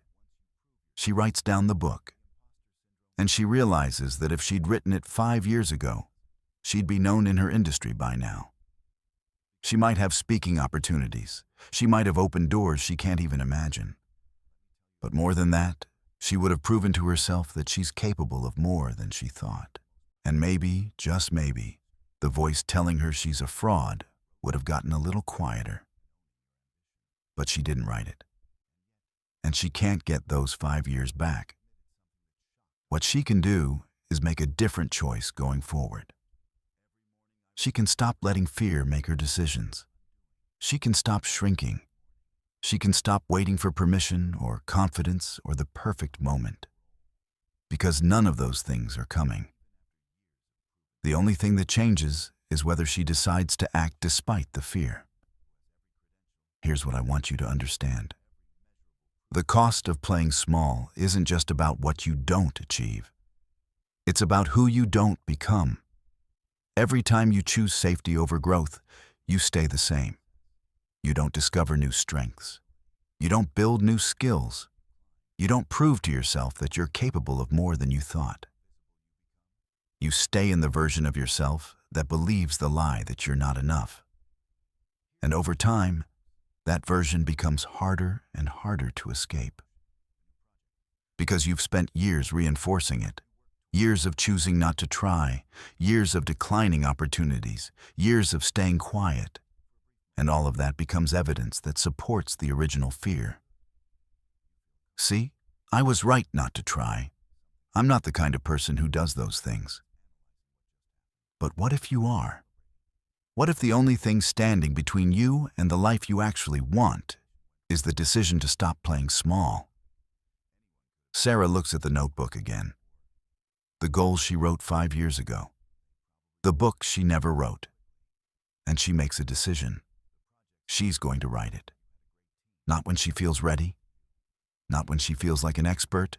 Not when the fear goes away. She's going to write it now. Because waiting hasn't made her feel more qualified. It's just cost her 5 years. And she's not willing to lose 5 more. Here's what I want you to take away from this chapter. Playing small doesn't protect you. It limits you. It keeps you trapped in a version of yourself that's smaller than who you actually are. And the longer you play small, the more you lose. Not just opportunities, not just achievements, but time, growth, possibility, the chance to discover what you're actually capable of when you stop letting fear make your decisions. Sarah isn't cured of her imposter syndrome. She's still going to feel like a fraud when she sits down to write. But now she knows the cost of listening to that voice. And the cost is too high. So she's going to write anyway. Not because she's confident, but because she's tired of shrinking. And that's enough. Chapter 10. The truth you need to hear. Sarah starts writing the book. Not the whole book, just the first chapter. And the entire time, the voice is there. This is terrible. You don't know what you're doing. Who's going to read this?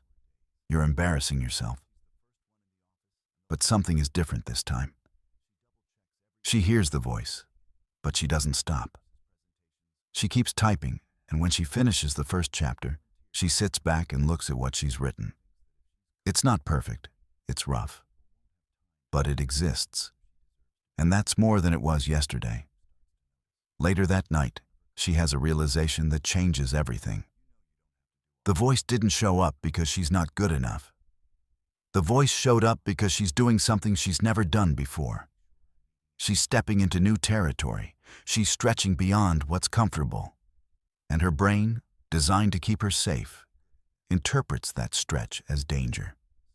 This is the truth most people never hear about imposter syndrome. It's not a sign that you're failing. It's a sign that you're growing. The feeling of being an imposter doesn't mean you don't belong. It means you're doing something that challenges you, something bigger than what you've done before.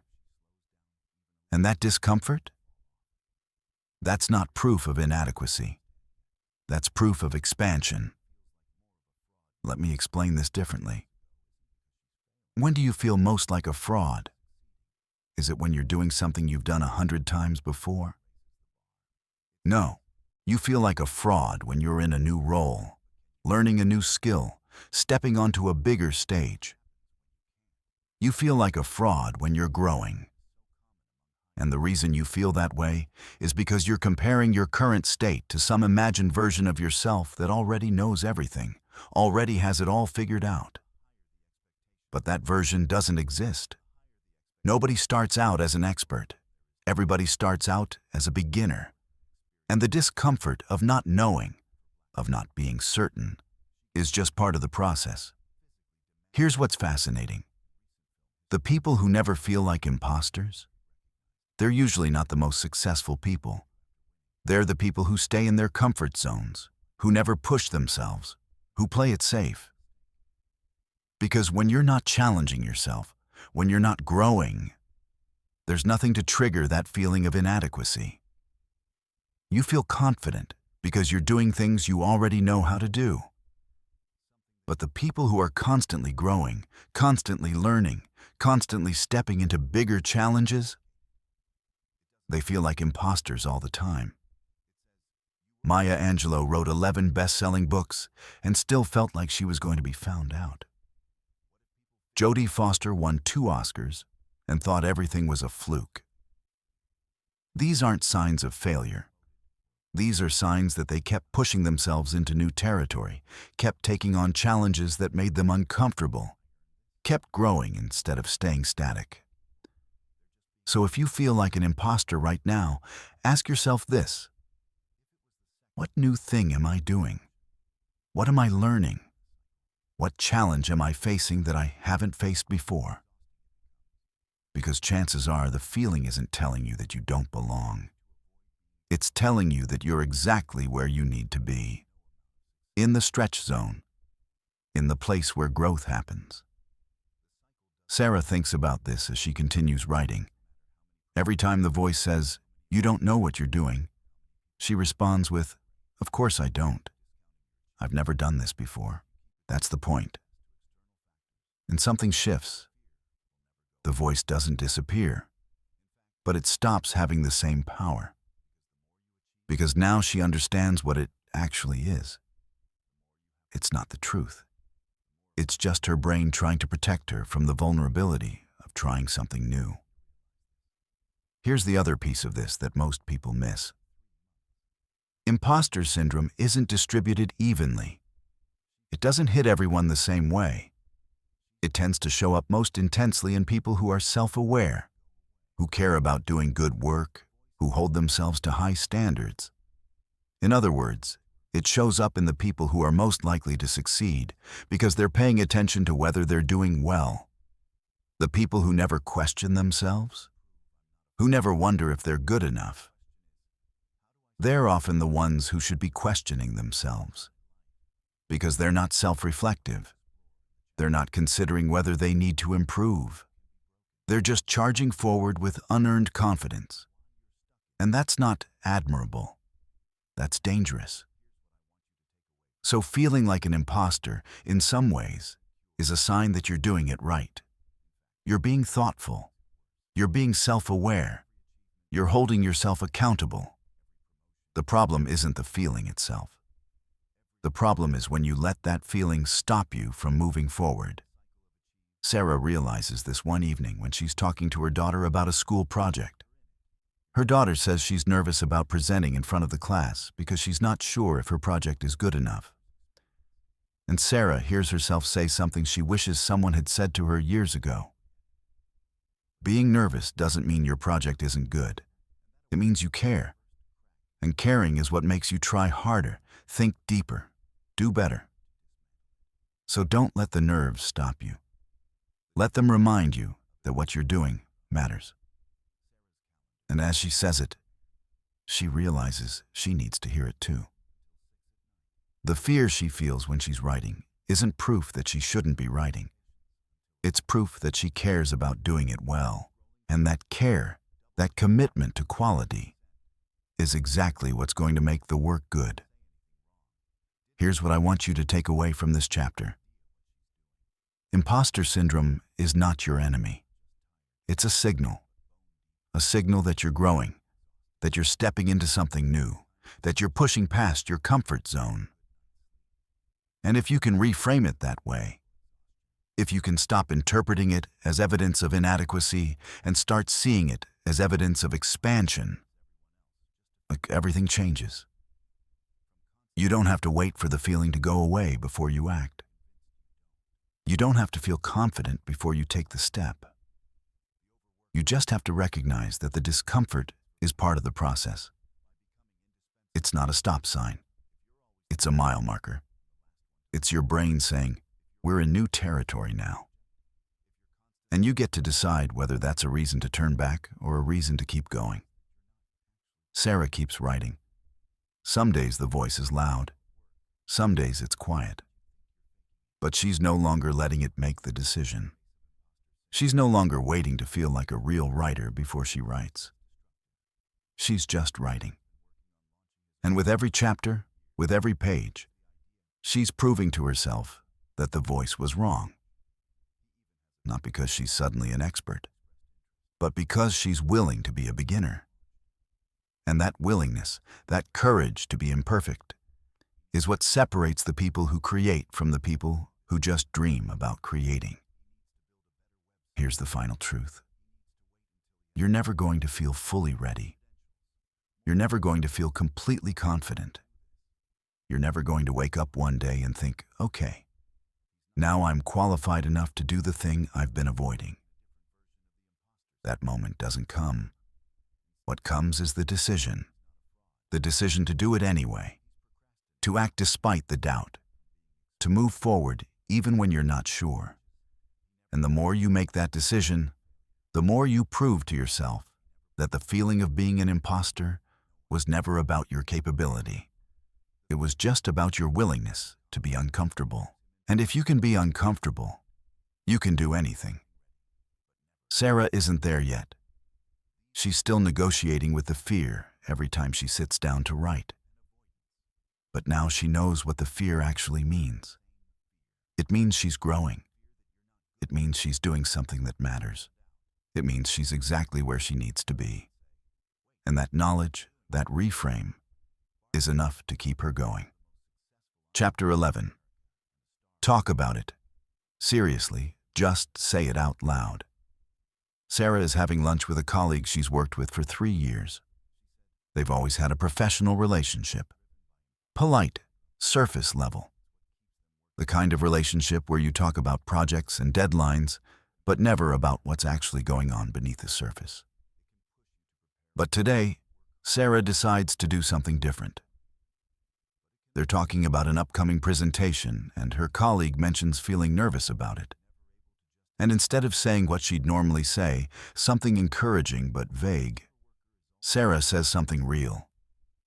I get that. I still feel like I'm going to be found out every time I present to the executive team. Her colleague stops mid-bite and looks at her. You? But you're the director. You always seem so confident. And Sarah laughs, not because it's funny, but because it's so absurd. I'm terrified most of the time. I just got really good at hiding it. And something happens in that moment that Sarah didn't expect. Her colleague's entire posture changes. The tension drops. And she says, "Oh my God, me too. I thought I was the only one." And for the next 30 minutes, they talk about something they've never talked about before. The fear, the doubt, the constant feeling that someone's going to realize they don't actually know what they're doing. By the end of lunch, Sarah feels lighter than she has in months. Not because the fear is gone, but because she's not carrying it alone anymore. She's shared it. She's named it. And in doing so, she's taken away some of its power. This is the magic of talking about imposter syndrome out loud. The moment you say, "I feel like a fraud," something shifts. Because saying it makes it real, but it also makes it manageable. It stops being this giant secret you're carrying and becomes a shared human experience. And when you realize other people feel the same way, the feeling stops being proof that you're uniquely inadequate. It becomes proof that you're human. Here's what research shows. The vast majority of people experience imposter syndrome at some point, but most of them never talk about it. They keep it hidden because they're afraid that admitting it will make people doubt them, question their competence, see them as weak. But the opposite is true. When you talk about it, people don't lose respect for you. They connect with you. Because almost everyone has felt that way, and hearing someone else say it first gives them permission to be honest too. Howard Schultz, the CEO of Starbucks, once said in an interview, "Very few people believe today that they are qualified to be the CEO. They're not going to tell you that, but it's true." Think about that. The people at the very top, the ones who seem the most confident, the most in control, they're feeling the same thing you are. They're just not saying it. And that silence keeps everyone trapped in the illusion that they're the only ones struggling. So what happens when you break that silence? What happens when you're the first person to say it out loud? Sarah finds out over the next few weeks. After that lunch, she starts being more open about her doubts in other conversations. Not in a way that undermines her authority, but in a way that acknowledges the reality of being human. She tells her team in a meeting, "I don't have all the answers. I'm figuring this out as we go. And I think that's okay." And the response is overwhelming. People thank her. They tell her they've been feeling the same way, but were afraid to say it. They admit they've been pretending to be certain when they're not. And the entire dynamic of the team changes. Because now it's safe to not know. It's safe to ask questions. It's safe to be imperfect. Here's what most people don't realize. The fear of being vulnerable, of admitting you don't have it all figured out, is often bigger than the actual consequences of being vulnerable. You think people will judge you. You think they'll lose confidence in you. You think they'll see you as weak. But what actually happens is the opposite. They see you as real. They see you as honest. They see you as someone who's secure enough to admit they're still learning. And that makes them trust you more, not less. Sarah realizes this when one of her team members approaches her after a meeting and says, "Thank you for saying that. I've been too afraid to ask questions because I thought it would make me look stupid. But if you're still figuring things out, then maybe it's okay that I am too." And Sarah understands that by being vulnerable, by admitting her uncertainty, she didn't weaken her position. She strengthened it. Because now her team feels safe enough to be honest. And honesty is what builds trust. And trust is what builds great teams. So here's the exercise I want you to do. This is exercise number 4, and it's going to feel uncomfortable, but it's also going to be one of the most liberating things you do. Grab the workbook that comes with this audiobook and commit to this challenge. Within the next 7 days, tell one person, "I sometimes feel like I don't deserve my success." Choose someone you trust, a friend, a colleague, a mentor, someone who's not going to use it against you, but someone who's close enough that the conversation matters. And just say it, out loud. "I sometimes feel like I'm faking it." Or, "I worry that people will realize I don't actually know what I'm doing." Whatever version feels true for you, say it, and then see what happens. I can tell you what's likely to happen based on what happens to most people who do this exercise. The person you tell is going to look at you with recognition, maybe even relief, and they're going to say some version of "me too." Because they've been feeling the same way. They've just been too afraid to say it first. Sarah does this exercise with her mentor, the same one she had coffee with months ago. She says, "I need to tell you something. I've spent the last year feeling like I'm not qualified for this role. Like I'm just pretending and eventually someone's going to figure it out." And her mentor, without missing a beat, says, "Welcome to leadership. That feeling never fully goes away. But it gets easier to live with when you stop thinking you're the only one feeling it." And that's the key. You're not the only one. You're just the only one brave enough to say it out loud. And the more you say it, the more other people feel safe enough to say it too. And the more people say it, the less power it has over any of you. Here's what I want you to understand. Talking about imposter syndrome doesn't make you weak. It makes you brave. It takes courage to admit you don't have it all figured out. It takes courage to be vulnerable. It takes courage to risk being judged. But that courage is what breaks the cycle. That courage is what frees you and everyone around you from the prison of pretending. Sarah keeps talking about it. Not obsessively, not in every conversation. But when it's relevant, when she sees someone struggling with the same thing, she says it. I feel that way too sometimes. And every time she says it, she sees the relief in the other person's eyes, the recognition, the connection, and she realizes that by being honest about her fear, she's not making herself smaller. She's making the space bigger. She's creating room for everyone to be human. And that's the kind of leadership that actually matters. So here's my challenge to you. Stop waiting for someone else to go first. Be the person who says it out loud. Be the person who breaks the silence. Be the person who admits they don't have it all figured out. Because the moment you do, you give everyone else permission to stop pretending.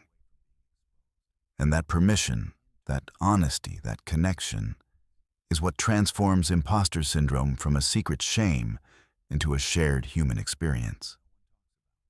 Sarah isn't cured. She still feels like a fraud sometimes. But now she knows what to do with that feeling. She talks about it. She shares it. She connects over it.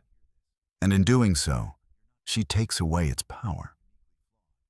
Because imposter syndrome thrives in isolation, but it dissolves in community.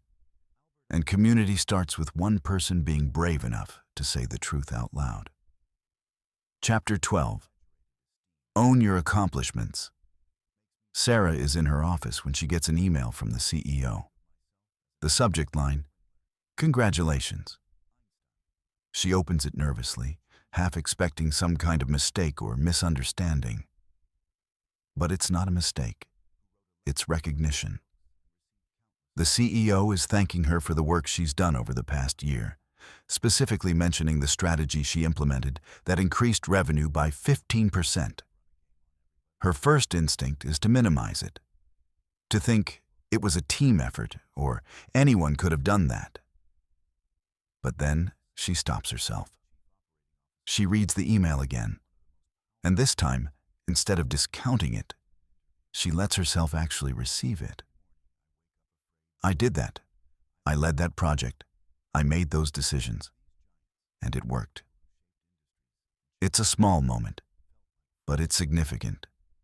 Because for the first time in her career, Sarah is allowing herself to own her accomplishment instead of immediately handing credit to luck or circumstances or other people. This is the final piece of breaking free from imposter syndrome. Not just understanding where it comes from, not just recognizing it when it shows up, but actively reclaiming your achievements. Because imposter syndrome doesn't just distort your perception of the present, it distorts your perception of the past. It takes everything you've done and rewrites it as less significant, less impressive, less yours. And if you want to stop feeling like a fraud, you have to stop letting that narrative win. You have to start collecting evidence of your competence. You have to build a file, a record, a body of proof that you can look at when the voice says you're not good enough. Because that voice is convincing. It's loud. And the only way to counter it is with facts. Here's the problem. Most people don't keep track of their accomplishments. They achieve something, feel good about it for maybe a day, and then move on to the next thing. And when imposter syndrome shows up, they can't remember the evidence. They can't recall the times they succeeded, the times they solved problems, the times they proved they were capable. So the voice has nothing to argue against. It just fills the silence with doubt. But what if you had a file? What if every time someone praised your work, you saved that email? What if every time you completed a difficult project, you documented it? What if you kept a running list of your achievements, not to brag, but to remind yourself of the truth when you forget? Tina Fey, the comedian and writer, has talked about dealing with imposter syndrome throughout her career. She said in an interview, "You just have to keep going and hope that you're on the right track." But she also mentioned something crucial. She keeps evidence. She keeps the positive reviews, the moments of success, the feedback that reminds her she's not making it all up.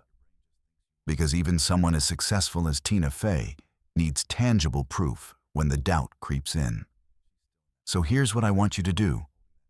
This is exercise number 5, and it's going to become one of your most powerful tools for fighting imposter syndrome. Create what I call your evidence file. It can be digital or physical. It can be a folder on your computer, a document, a notebook, a box, whatever works for you. And start filling it with proof of your competence. Save every positive email from a colleague or client. Screenshot every compliment you get on LinkedIn or in a performance review. Write down every accomplishment, every project you completed, every problem you solved, every goal you achieved. Include thank you notes, certificates, awards, anything that shows you're good at what you do. And when imposter syndrome shows up, when the voice says you're not qualified, open that file. Read the evidence. Let the facts speak louder than the fear. Sarah creates her evidence file that same day. She goes through her old emails and finds dozens of messages she'd forgotten about. Praise from her manager, gratitude from her team, recognition from clients. She saves them all in a folder labeled Proof. And then she writes down the major projects she's led over the past 5 years, the goals she hit, the challenges she navigated, the decisions she made that led to success. By the time she's done, she's staring at a document that's pages long. And she realizes something that makes her chest tighten with emotion.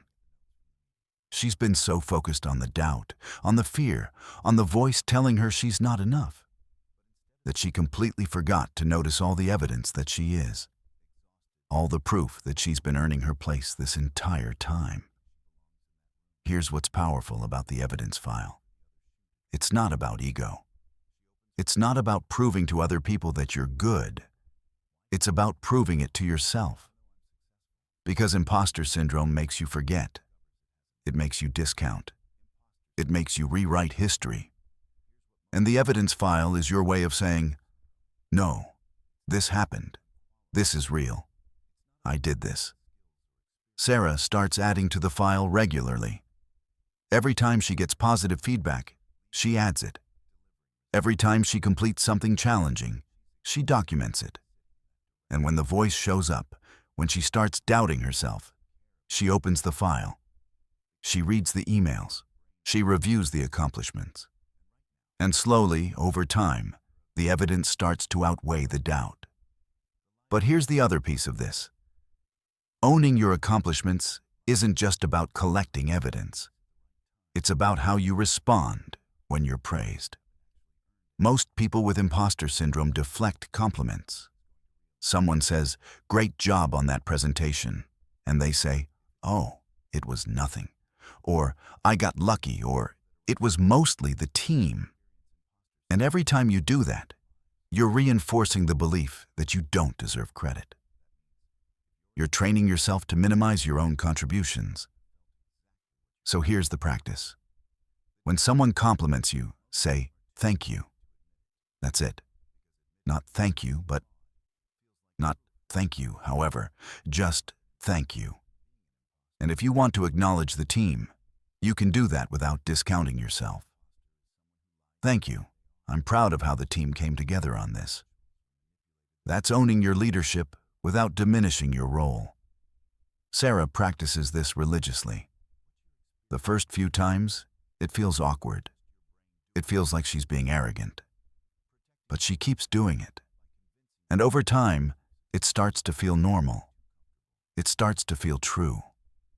Because she's not lying when she accepts the compliment. She did do good work. She did earn the praise. And saying thank you is just acknowledging reality. Here's what I want you to take away from this chapter. You have to actively fight against the narrative that says you're not enough. You have to collect evidence. You have to own your accomplishments. You have to accept compliments. Because imposter syndrome is a story, and stories need to be rewritten with facts.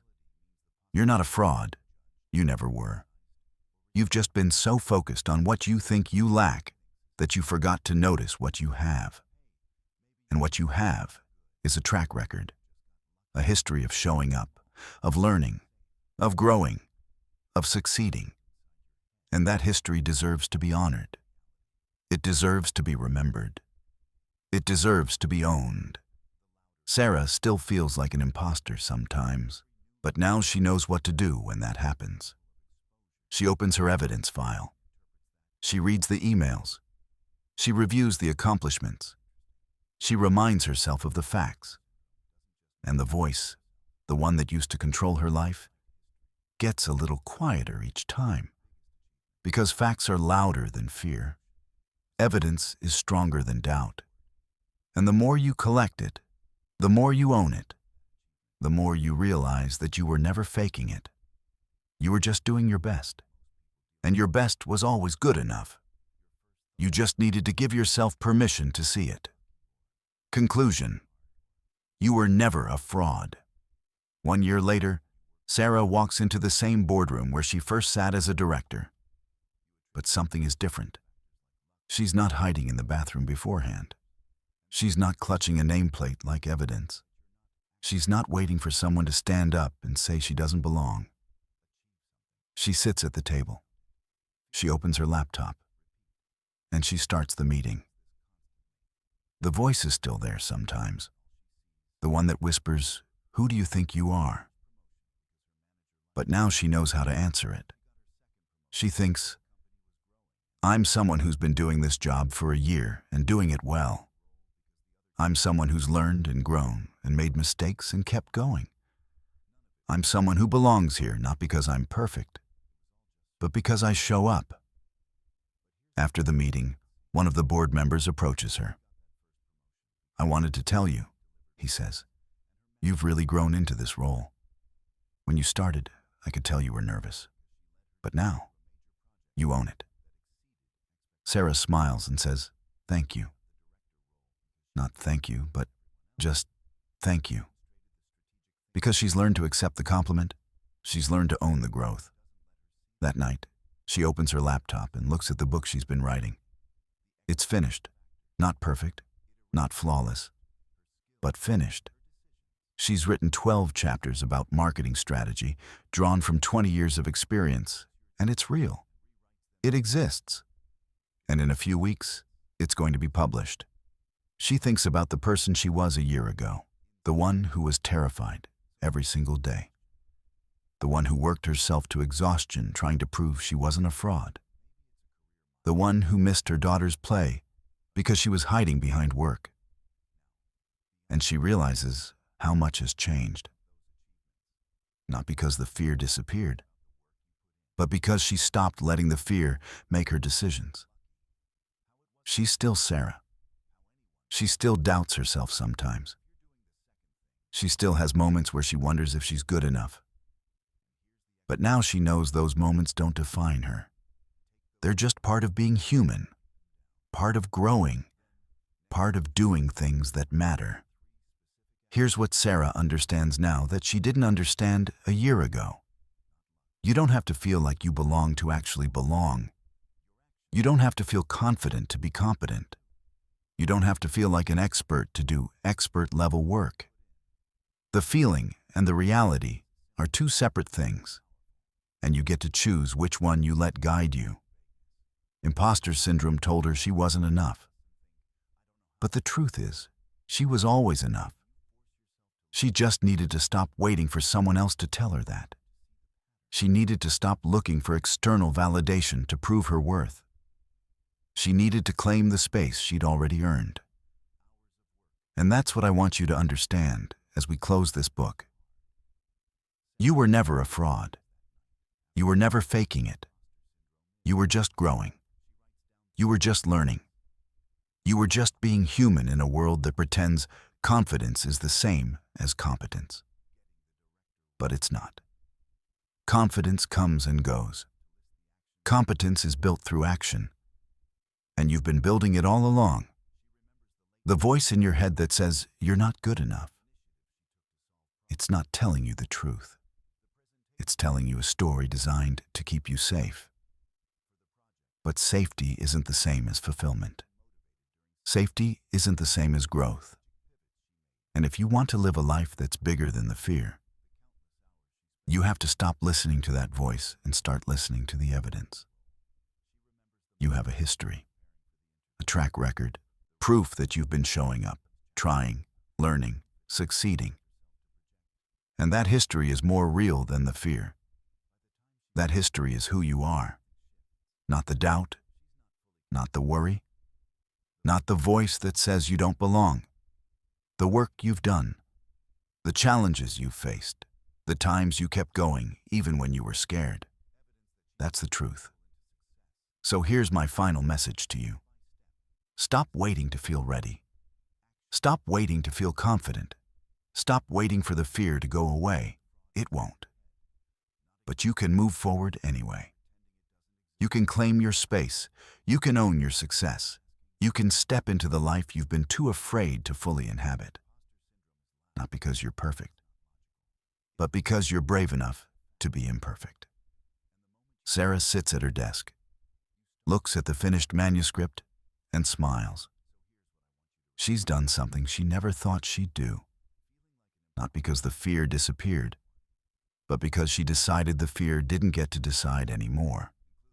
And that decision, that courage to act despite the doubt, is what separates the people who live fully from the people who spend their lives waiting for permission. You have permission. You've always had it. You just needed to give it to yourself. So go. Do the thing you've been avoiding. Take the step you've been too afraid to take. Own the success you've been too scared to claim.